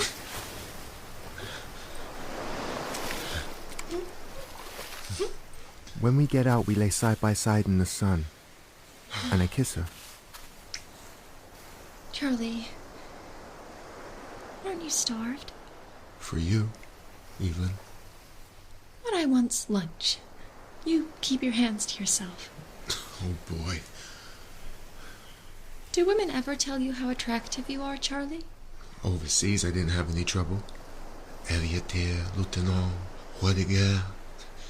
This man's country no go look at a guy unless he's loaded up with Jack. They're not all like that. Some women are all right. But she won't let me do anything but cuddle a little under the towel. And as we walk back along the beach, I feel sour and blue. I can't think of much to say going home on the train. Next few weeks I try to keep away from Eveline. I hit a losing streak on the poker, and when I go down to the station to meet Mo, I've only a dime in my pocket. Well, Charlie, how's tricks? Trouble with low ceilings, air full of holes. I hope you're ready to get to work. We're going in with Andy Merritt. So Mo and me have lunch with this Merritt, who's a gray-faced youngster with a square jaw. I keep my mouth shut and let Mo do the talking, and they talk Washington and War Department and Navy Department and figures that make me pinch myself to see if I'm awake. But the upshot is I'm on a good wage as a supervising engineer, and the question of percentage of capital stock for my patents will be decided at a meeting of the Board of Governors. Whatever that means. He stated that this country was prosperous, but not so prosperous as it should be because there were so many disturbing investigations. Chapter 3. Margot Dowling. All the time I'm living with Tony's folks in Havana, they don't let me out of the house, except to the market and church when all the old women go with me. I live in an alcove with only a tiny screen in front of it and roaches running up and down the wall. Tony's always with a middle-aged, baby-faced, fat sugar broker who's gonna pay for him to go to the conservatoire. Now you must behave very nice.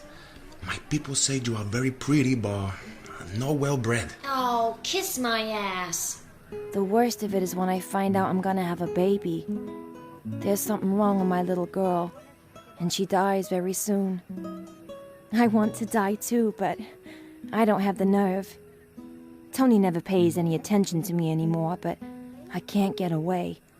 Until one day, I get an idea to go to the American consul, and he lends me the money. Agnes meets me at the dock and sets up a taxi to get us home. Home again.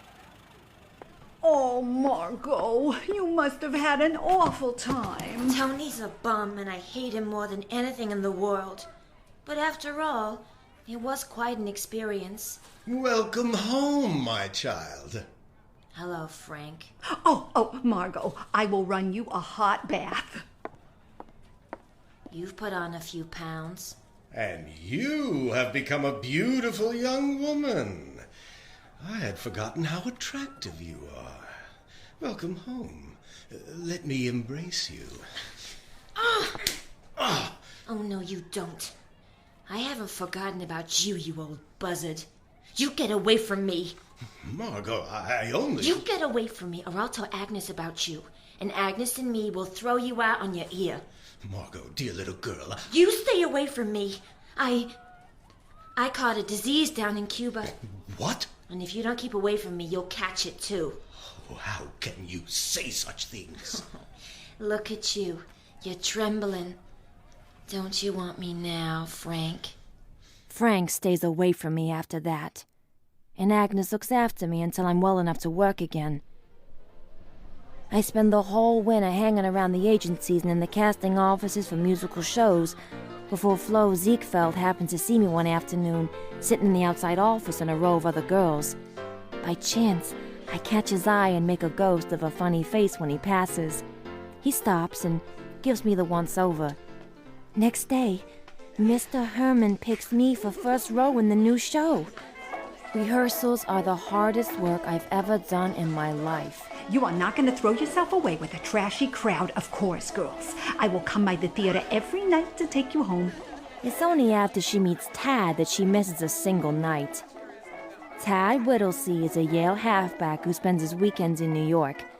Agnes decides that for a millionaire's son, he's pretty steady, and he can bring me home in a taxi. Gee, Margot, I don't think this is the right life for you. Oh, no? Why's that? You're the smartest girl I ever met. Don't worry. Little Margot isn't going to stay in the chorus all her life. Gosh, you're wonderful. Hey, keep your hands to yourself. Can't help it. Driver's not watching. Tad, I mean it. I didn't think you were that fresh kind of boy. You won't drink, and you won't cuddle cootie. You ought to understand. I gotta keep my mind on my work. I guess you think I'm a dumb cluck. You're a nice boy, Tad, but I like you best when you keep your hands in your pockets. Oh, you're marvelous. Agnes has Tad to Sunday dinner, and it gets to be a regular thing. Margot, you've got to marry him. He is the sweetest boy. He was telling me today how this is the first time in his life he's ever had any feeling of home. He's been brought up by servants and riding masters and people like that. I never thought a millionaire could be such a dear. He's no millionaire. His father has a seat on the stock exchange. You don't buy those with cigarette coupons, do ya? I know why he likes to come here on a Sunday. He loves my cooking. He loves a free meal, and it doesn't cost him a cent. Harry Herman, the casting director, is a little yellow-faced, bald, shriveled-up guy, and all the girls are scared to death of him. But one Saturday evening, I find myself stepping into his roadster. He says he'll drive me out to his farm in Connecticut for a real rest, and so I phone Agnes and tell her there'll be rehearsals all day Sunday and I'm staying over with a girlfriend. The farmhouse is so pretty, with a roaring fire and two men who are scenic artists and a couple of funny-looking women in Paris clothes who turn out to be in the decorating business. We drink hard cider and have quite a time, and have a fine country breakfast, giggling and kidding in our dressing gowns. There's something different about you, Margot. You don't know the half of it, Eveline. I'm serious. You've got mystery. Maybe I grew up on a plantation as a child bride to a Spanish nobleman and ran away. That would be a good publicity story. Where do you come from? Just out of the chorus, like all Harry's girls. The way you sang that Cuban song last night, that was something. You've been places. Maybe. From then on, I have quite a time keeping Tad and Harry on separate strings, until Harry refuses to give me a Cuban specialty in the show like he promised, and we have a fight. And then one night, Tad takes me down on a spree to the coast. Swell hotel, separate rooms, Cuban band in the ballroom. See, Margot, Dad gave me some stocks to play around with, and I made a little killing last week. I bought you these. Oh, Tad! Are they real? They're only little ones. Oh, Tad. You like them?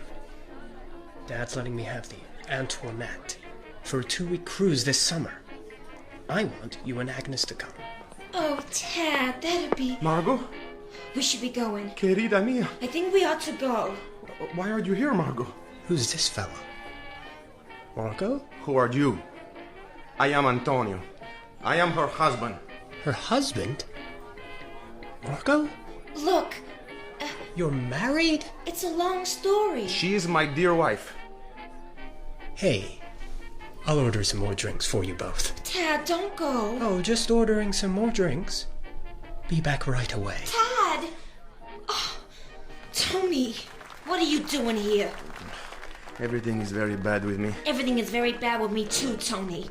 That nice young college man was thinking of marrying me. He's not coming back. I can tell from the look on his face. Oh, Tony. You don't look good. You been doping? I'm sick. I haven't eaten for a long time. Tony is really sick. Tad leaves me $100 with his goodbye note, so I can pay for a room and meals and the doctor for Tony. Looking after Tony makes me feel like I'm in a play, and I feel kind of fond of him. But whenever I go out on an errand, I always find one of the bellhops in the room when I get back. What about it, Tony? It's nothing. We talk Spanish together. That is all. He has been very attentive. Whatever you say. Then one morning I wake up and Tony is gone, with a roll of bills in my pocketbook and all my jewelry. The bellhop is gone too. All I have left is my fur coat and 15 cents. I dress thoughtfully and decide to go out for a cup of coffee. That's all the breakfast I have the price of. Fluctuation of total buying and selling less apparent soon after 11 o'clock process did less fluctuating and gradually firmed. Chapter 4. Charlie Anderson. I'm sitting in my broker's office smoking a cigarette and looking out at the river and the Statue of Liberty and the bay beyond, all shiny and ruffled green. Dabs of smoke from tugboats, churny wakes of freighters, lighters, car ferries, sawed-off passenger ferries. Hello, Charlie. Sorry I'm late. It's all right, Nat. Been enjoying the view. You know, there's been quite a little talk about you fellows on the street. Asked you, Merrick went up 5 points yesterday. Uh-huh. There was a fellow from the Turn outfit of Detroit, Crackerjack fella, looking all over for you. We'll have lunch together next time he's in town. I've got an idea you boys stand in the way of making a little money. Ever seen the stock exchange operating? No. It's interesting to see if a fella's never seen it. All right. Don't look like much, but that's where it all changes hands. I guess they don't think much about aviation stocks. No, it's all steel and oil and the automotive industries. So I'd like to handle your brokerage account, if it's agreeable to you. I hadn't pictured myself with a brokerage account. I wouldn't like to see you wake up one morning and find yourself out on the cold, cold pavement, see? Heck, wouldn't be the first time. I meet Gladys Wheatley at the country club and I'm crazy for her. And we never should have married, but we do. First a boy, next one turns out to be a girl. But Gladys doesn't recover very well and wants separate bedrooms. I'm working hard, getting a new engine ready, and I have to be the first to give it a spin. Take her up. Next thing I know, they carry me off the field on a stretcher. I'm in hospital for a long time, and then at home on crutches, and all I do is play with the kids and buy and sell over the phone with Nat, and sit drinking. I reckon they think I'll be a cripple for the rest of my born life. Then the doctor tells me I'll never get well if I go on this way, and what I need is a trip to Miami, 3 months off and plenty of fishing. Gladys can't come, so I get in the back of the Lincoln, and by the time I get to Jacksonville, I've fired the chauffeur and I'm driving myself. I stop off to have a drink at the lunchroom next to the bus station. I feel so good that I get out of the car without the crutches and hobble across the warm pavement. Lemonade, no sweetening in it. Hey, boy. The soda jerker doesn't pay me any attention. Maybe I'll get him fired. And I see why. There's a blonde eating a sandwich at the other end of the counter. She sure is pretty. In a neat blue-gray suit. And this amazed look on her face like she's just heard something real funny. Mister, you know how long the bus takes to Miami? The boy thinks he's a wit, so I can't get any data. Suppose we try it out and see? Oh, another humorist. No, I mean it. I'll drive you down. You'll be doing a sick man a favor. Sure won't mean a fate worse than death? Perfectly safe with me. I'm a cripple. Got my crutches in the car. Huh. What's the trouble? Cracked up in a plane. You a pilot? Uh-huh. Well, guess if I step into your car and wake up in Buenos Aires, it'll be my bad luck. Which one's yours? That one. That one? Zowie, we're millionaires. You'll have to call me Madam X. Then you'll have to call me Mr. A. I'll be honest with you, Mr. Ray. I'm flat broke. If you don't get me down to Miami, I'm gonna miss the chance of a job at the Palms. Doing what? Don't be shocked. I'm an entertainer. I think you're a humdinger, Madam X. Be sure you don't put anything in writing, Mr. Ray. I feel very happy driving down the straight, smooth highway, and she goes to sleep with her neat little head on my shoulder. On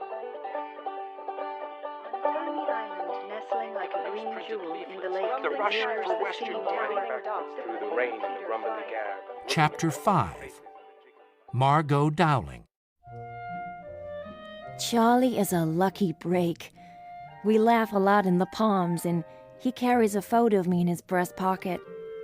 After we get back to New York and Charlie's wife divorces him, he offers to set me up in an apartment on Park Avenue, but I say nothing doing. I do let him play the stock market a little for me. He drinks more than is good for him, and then he's hard to handle, but he's open-handed and he likes to laugh, and I reckon he's a pretty good egg. I'm working as a model for a Frenchman called Picot, who runs a gown shop on 57th Street, and I like parading around in his slinky contraptions, and I make Charlie buy me 3 stunning gowns in the sale. One day, a young photographer from Vogue comes to the gown shop. He's called Margolis, and when he sees me, he wants me to come to his studio. So I get Charlie to take me along. I reckon he can pay for a set of photographs.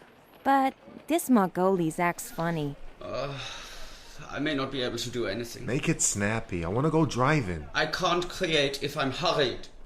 All this is over anyhow. What is? Photography. My interests are in the real art of the future. Oh? What's that? Motion pictures. Uh-huh. You'll hear of me there. Oh, sure, Sam. I don't like that guy. Makes me think of a pimp. How much did he say the photographs were? Plenty.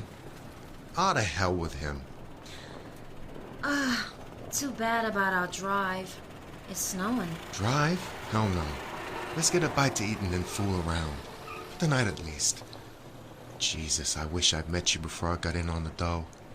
When I was living in Bedbug Alley and all that sort of thing. Oh, Charlie, you're number one. After that, Sam Margolis calls me up every day, but I never see him. I got enough to think of. One night, Charlie drops me off at my apartment on his way to Detroit. And guess who's sitting all hunched up by my door? Tony? What do you mean hanging around here?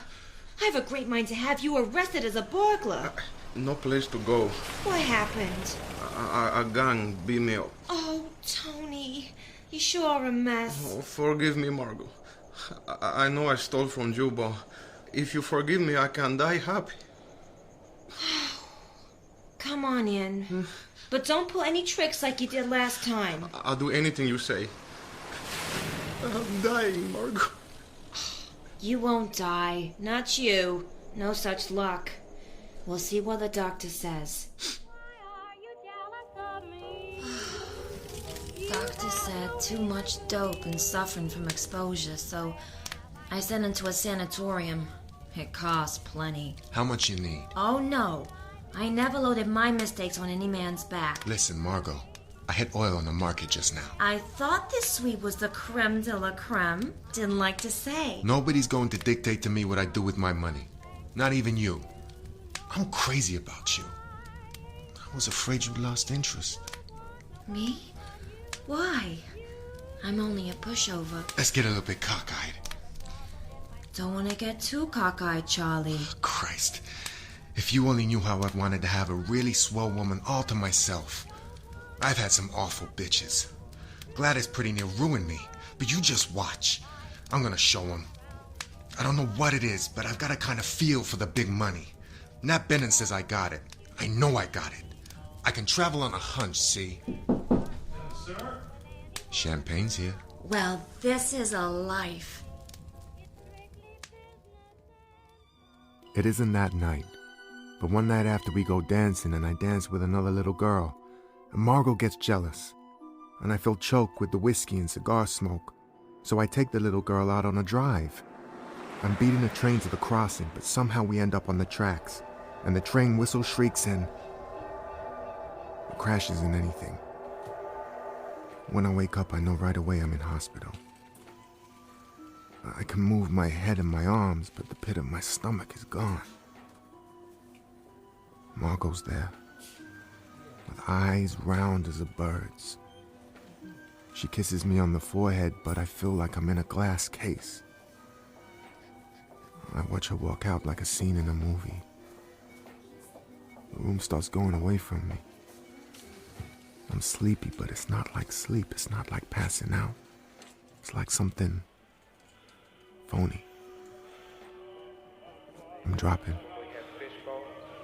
spinning, being sucked down into it. Everybody was so quiet, you could have heard a pin drop. Oh, Charlie, you're number one.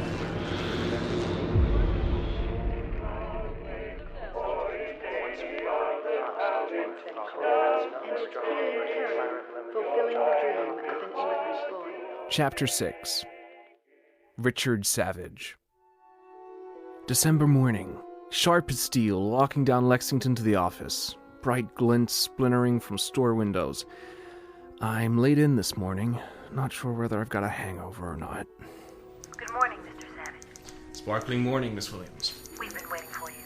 Mr. Moorehouse says please step into his office. Thank you, Miss Williams. J.W. is staring at the ceiling with his big jowly face expressionless as a cow's. Do you realize there are 75 million people in this country unable or unwilling to go to a physician in time of sickness? Really? Those are the people that Bingham Products have got to serve. It's an enormous market. He's only touched the fringes. He's got pretty rich on the fringes. So our talking point should be, first, they haven't scratched the top of their potential market, and second, that a properly conducted campaign can eradicate the prejudice that people feel against proprietary medicines. Self-medication is smart, but bingo? The name's out of date. You wouldn't lunch at the Metropolitan with a bottle of bingo at the table. It comes down to money. He's balking at the cost of the campaign. I guess he has to be brought around gently. Just like you said last night, J.W. I'm lunching with Mr. Bingham on Monday morning. We've got to come up with something by then. I don't care how gentle it is. At the end of the day, I stand for a minute on the corner of Madison Avenue, watching the lively crowd pour along the sidewalk. And then I take a taxi down to 12th Street to see Eveline. Dick, I thought you'd given me up. I've been working like a dog. I've gotten so my brain won't work. I mixed a cocktail. Any bingo in it? What's that? Nothing. Cheers. I've been working myself. I'm trying to put on a play. That's swell. It's a magnificent piece of work. A new voice. I'm terribly excited about it. I don't suppose you want to put some money in? Eveline, I'm flat broke. I've got mother, all that. Let's talk about just us for a minute. Where's your boy? He's gone out west with Jerry. Ah, pity. I love that brat. Jerry and I have finally decided to get a divorce. In a friendly way. Oh, Eveline, I'm sorry. Why? I don't know. I always liked Jerry. It all got so tiresome. This way will be much better for him. Eveline, we always said we were just physically attractive to one another. Mm-hmm. Why isn't that the swellest thing in the world?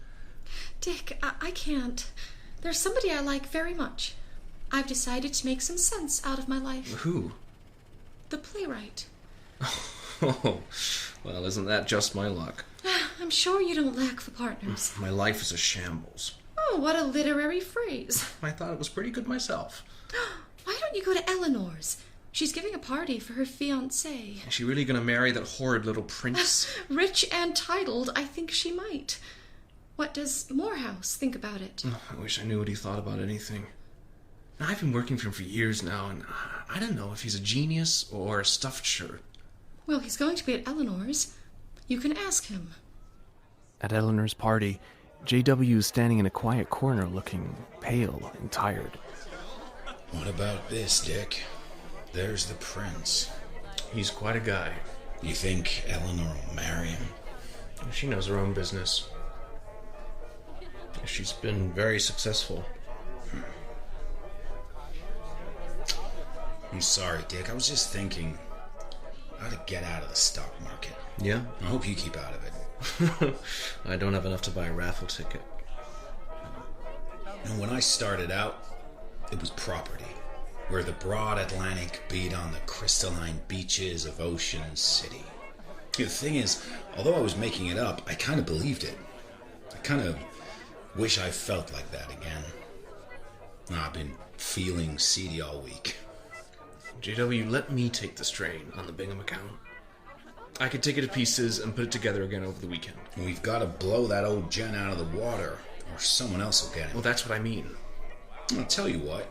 Come out to supper at Great Neck. I'm alone there, except for the children. That's just what I'd like. JW's kids come down to say goodnight. Little Gertrude and Staple, and the youngest, Johnny, only 6 years old. But after that, it's pretty lugubrious, eating in JW's big, paneled dining room, with only JW and the children's oh-so-refined, long-faced governess, Miss Simpson. But afterwards, JW takes me into his den to smoke and talk, and the butler brings a bottle of scotch. I never could get much out of drinking. Don't even enjoy my cigar anymore. I've been feeling the cold, poor circulation. Or perhaps it was going to see Gertrude. How is she? The doctors have finally admitted her case is hopeless. It's been a shock. I'm so sorry. Sometimes there are breakthroughs. Not much in schizophrenia. I've managed everything pretty well, I'd like to think. Everything they could throw at me. But not this. What did you think of Eleanor's prince? That's a big deal for her, I guess. Socially, they're at the tops. You know, Eleanor and I have had a very beautiful relationship. Her advice and sympathy have meant a good deal to me. I wish she wasn't going to do it. I work all day Sunday, and on Monday morning when I get to the office, everything is humming on the Bingham account.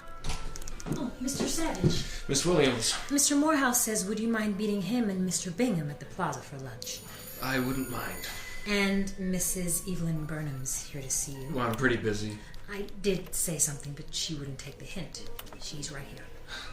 Bring her in. Mrs. Burnham! Thank you, Miss Williams.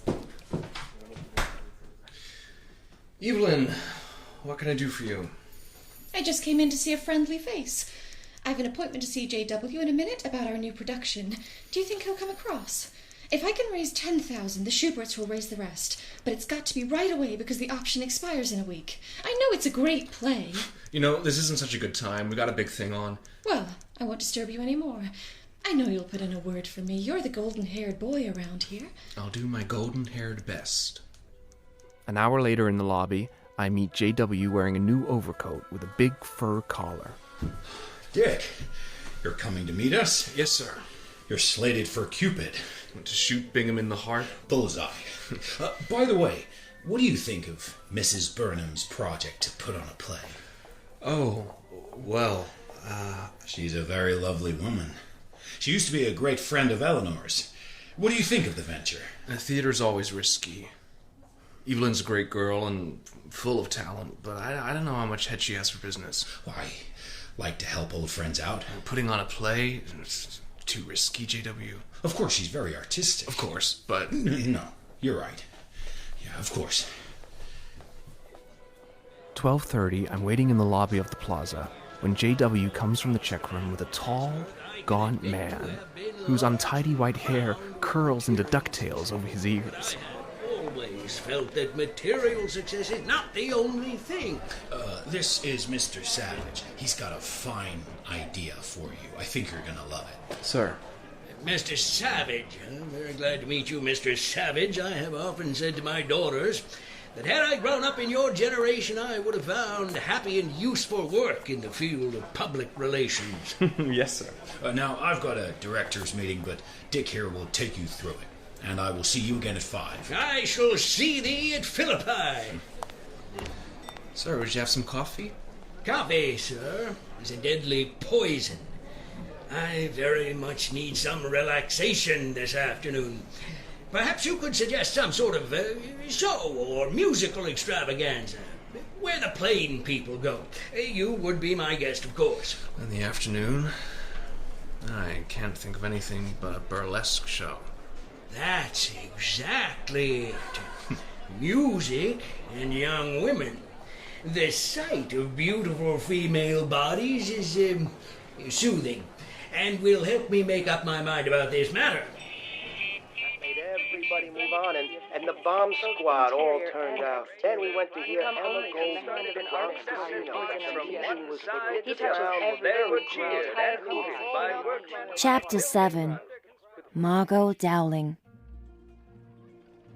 Agnes gets off the sleeper dressed in black from head to foot. When we get in the Buick, she doesn't even notice the car at first, because I put my head on her shoulder and burst out crying. We were so happy, and he died so quick. Oh, poor Charlie. His wife's taken everything. She take the pennies off his eyes. All I've got is this stupid car. What do we do? Is this really your car? I can't believe it. Want to see the registration papers? Oh, I don't want to stay here, Agnes. I gotta pull out of this town. Well, I'll come with you. But who's gonna drive? Tony.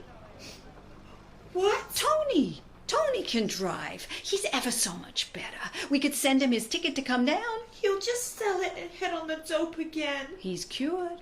He told me himself. Well... Oh, Margot, what an open-handed girl you are. Just like your poor mother, always thinking of others. Oh, hey, Agnes, don't you start. No. We set off on a hot day with Tony in a new wasp-waisted white linen suit at the wheel.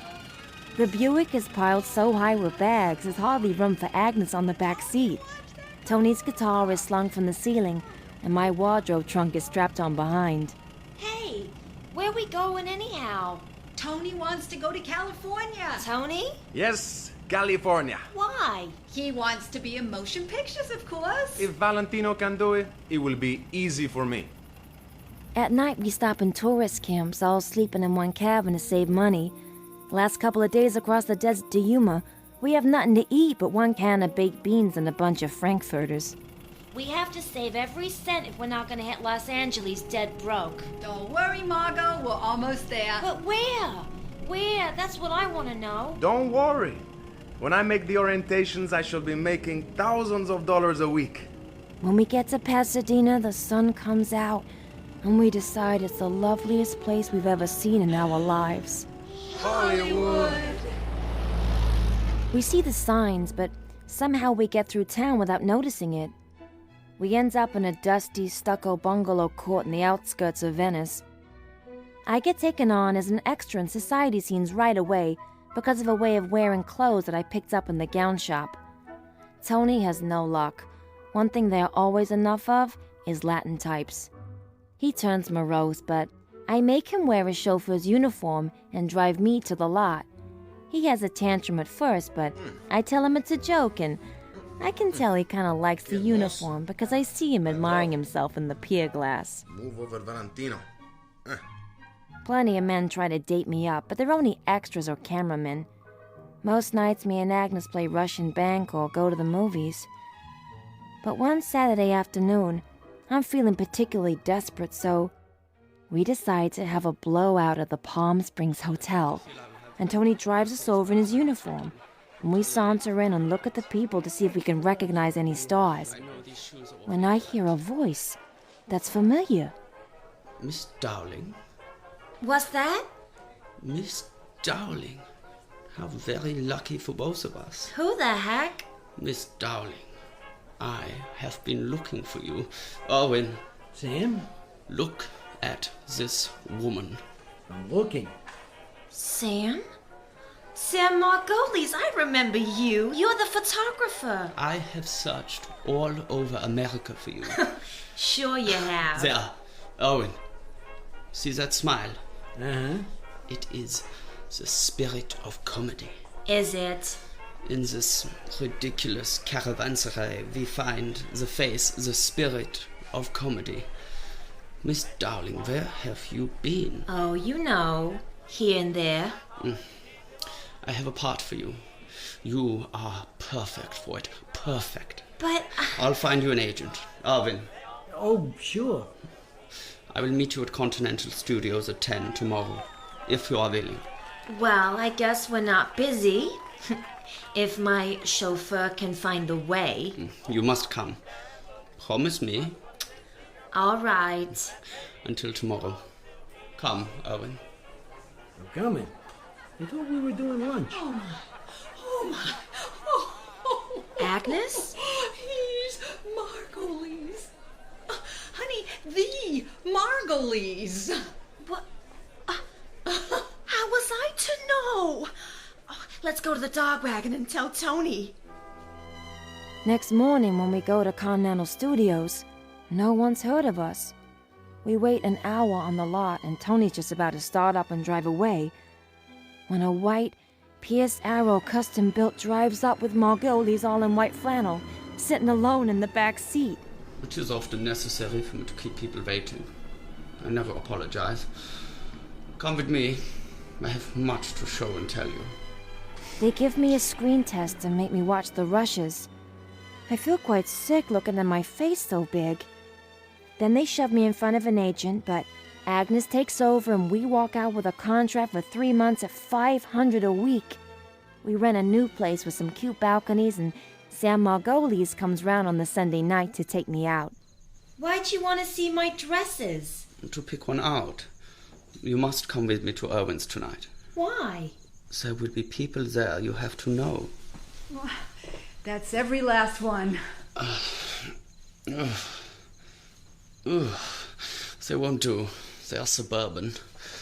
After this, you must always let me come with you when you buy a dress. Apart from this old thing. Show me. That's the old evening dress I bought at Pico's sale. Years ago. Charlie bought it. Perfect. You will be the most elegant woman there. 1 star, brighter than all the other stars. How you do go on. When our first picture is done, I want you to marry me. What? Don't answer me now. Now I shall be too busy. In 3 months' time, perhaps, when you are a star. Don't reply now. Jiminy crickets. This is a joke, right? Rudolph Valentino, noted screen star, collapsed suddenly yesterday in his apartment at the Hotel Ambassador. Several hours later, he talked about law reform and what politicians were like and where were the good men in this country. Chapter 8. Richard Savage.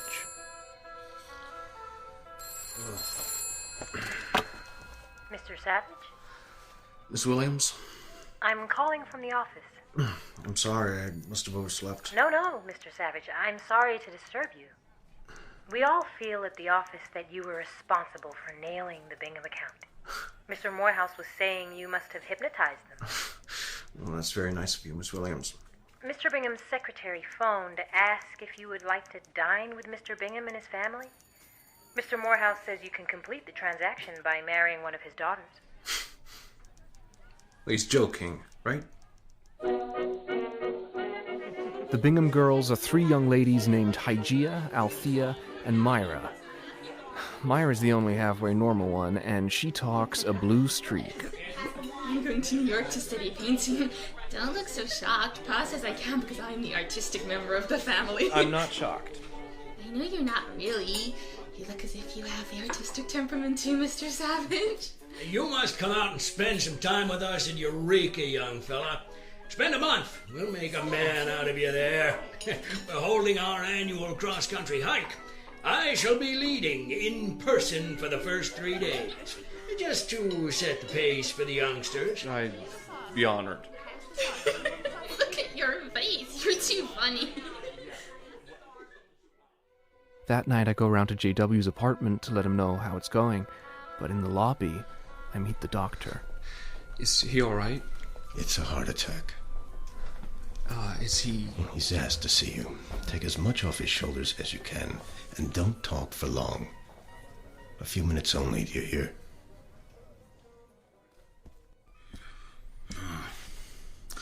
Oh, Dick. JW, how are you? I certainly gave myself a scare. You look fine. No. I want you to go in and take charge of the office. Miss Williams will help. She's sour as a pickle, but she's a treasure. Hadn't I better stick around? We need to get a specialist to look you over. I'm pretty comfortable. The doc filled me with some kind of dope. Did you see the opening quotation? Skyrocketing. Never saw anything like it. I'm going to sell out. Lay on my oars for a while. It's funny how an experience like this takes it out of you. Maybe it's old age. Phooey. Hey, what do you want to bet you wear a silk hat at my funeral? Well, take it easy, JW. I get into the office in time to straighten everything out. There's so much work piled up, it's late before I get through. Call for you, Mr. Savage. At this hour? It's Myra Bingham. Better put it through. Yes, Mr. Savage. Hello, Mr. Savage. I hope you don't mind me calling you at the office. Pa wanted to know how poor Mr. Moorehouse is doing, and I said I'd call. He's just resting up a few days. Oh. But, in any case, I was wondering if you were free this evening? Well, I've got a drinks this evening. Ooh, I'd love to come. All right. It's an old friend of mine. I'm sure she'd like to meet you. Hello, Dick. Eveline, darling. This is Myra Bingham. Myra, this is Eveline. So nice of you to come. It's a lovely party. Do you think so? I hate parties. I don't know why I give them. What about the play? Eveline's putting on a new play. How exciting. Oh no, that's ancient history now. I'm working on a plan to bring over some ballet. Turn it into something American. I'll tell you about it sometime. Have you seen The Star? What's that? We've got a screen star here tonight. Who is it? Don't worry, you'll recognize her. She's so beautiful. I'd better get back to the menagerie. Eveline looks tired. Are you gonna give me a cocktail? Look. Where? Here she comes. Who? The star. It's Margot Darling. It's Margot Darling. Oh my gosh. Oh my gosh. Oh my gosh. Steady. Excuse me. Not at all. Oh my gosh, hasn't she the loveliest manners? I don't know, I expected her to be kind of tough. They say she comes from the gutter. They say she's finished. She's no good for talking pictures. Voice doesn't fit. How can they?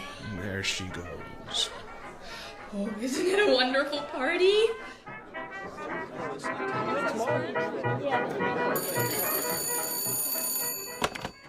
Dick, it's Myra.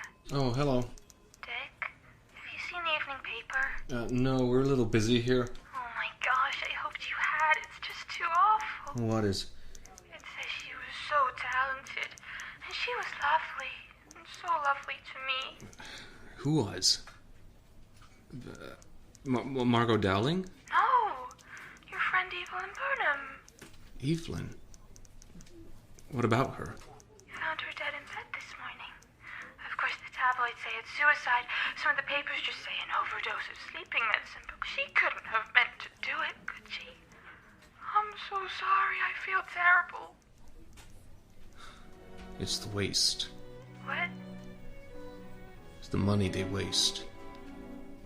The food they waste. While people starve in tar paper shacks. What? Dick, are you alright? What?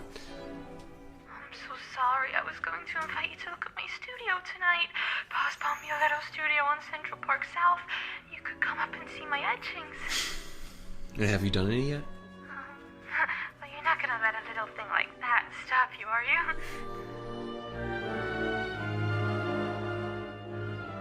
Head swims. Belly tightens. Wants crawl over your skin like ants. USA. Linked tight by tendrils of speech. The turn of a joke. The sing-song fade of a story. The gruff fall of a sentence. USA. Tendrils of speech twining through city blocks. Spread over pavements. Growing out along broad, parked avenues. Speeding with the trucks on their long night runs. USA. Whispering down sandy byroads past worn-out farms. USA. Joining up filling stations. Roundhouses. Steamboats. Planes groping along airways. Words call out on mountain pastures. Drift slow down rivers. Widening to the sea and the hushed beaches. Oh my gosh. USA, what's the matter with you? You want it all tied up like a parcel? It's not like that in the USA. America will not forget her betrayal. Got the nerve to break out of the bell glass. In episode 3 of USA by John Dos Passos, John Ward Moorehouse was played by Tom Bateman, Eveline by Hannah Janasius, Janey Sheila Atom, Charlie Taylor Kovacevic Ebong, Margot Genevieve Gaunt, Dick Savage Luke Thallon, Agnes Laura Lefko, Frank Eric Myers, Tony Jacob Fortune Lloyd, Sam and Jerry Will Howard, Mo Christopher Ragland, Nat Callum Lynch, Tad Gabriel Freilich, Doc Bingham Robert G. Slade, Myra Lily Lefko Green, Althea Georgia Brown. Music supervision by Lucinda Mason Brown. USA was adapted by Robin Brooks. It was produced and directed by Fiona McAlpine and was an Allegra production for BBC Radio 4.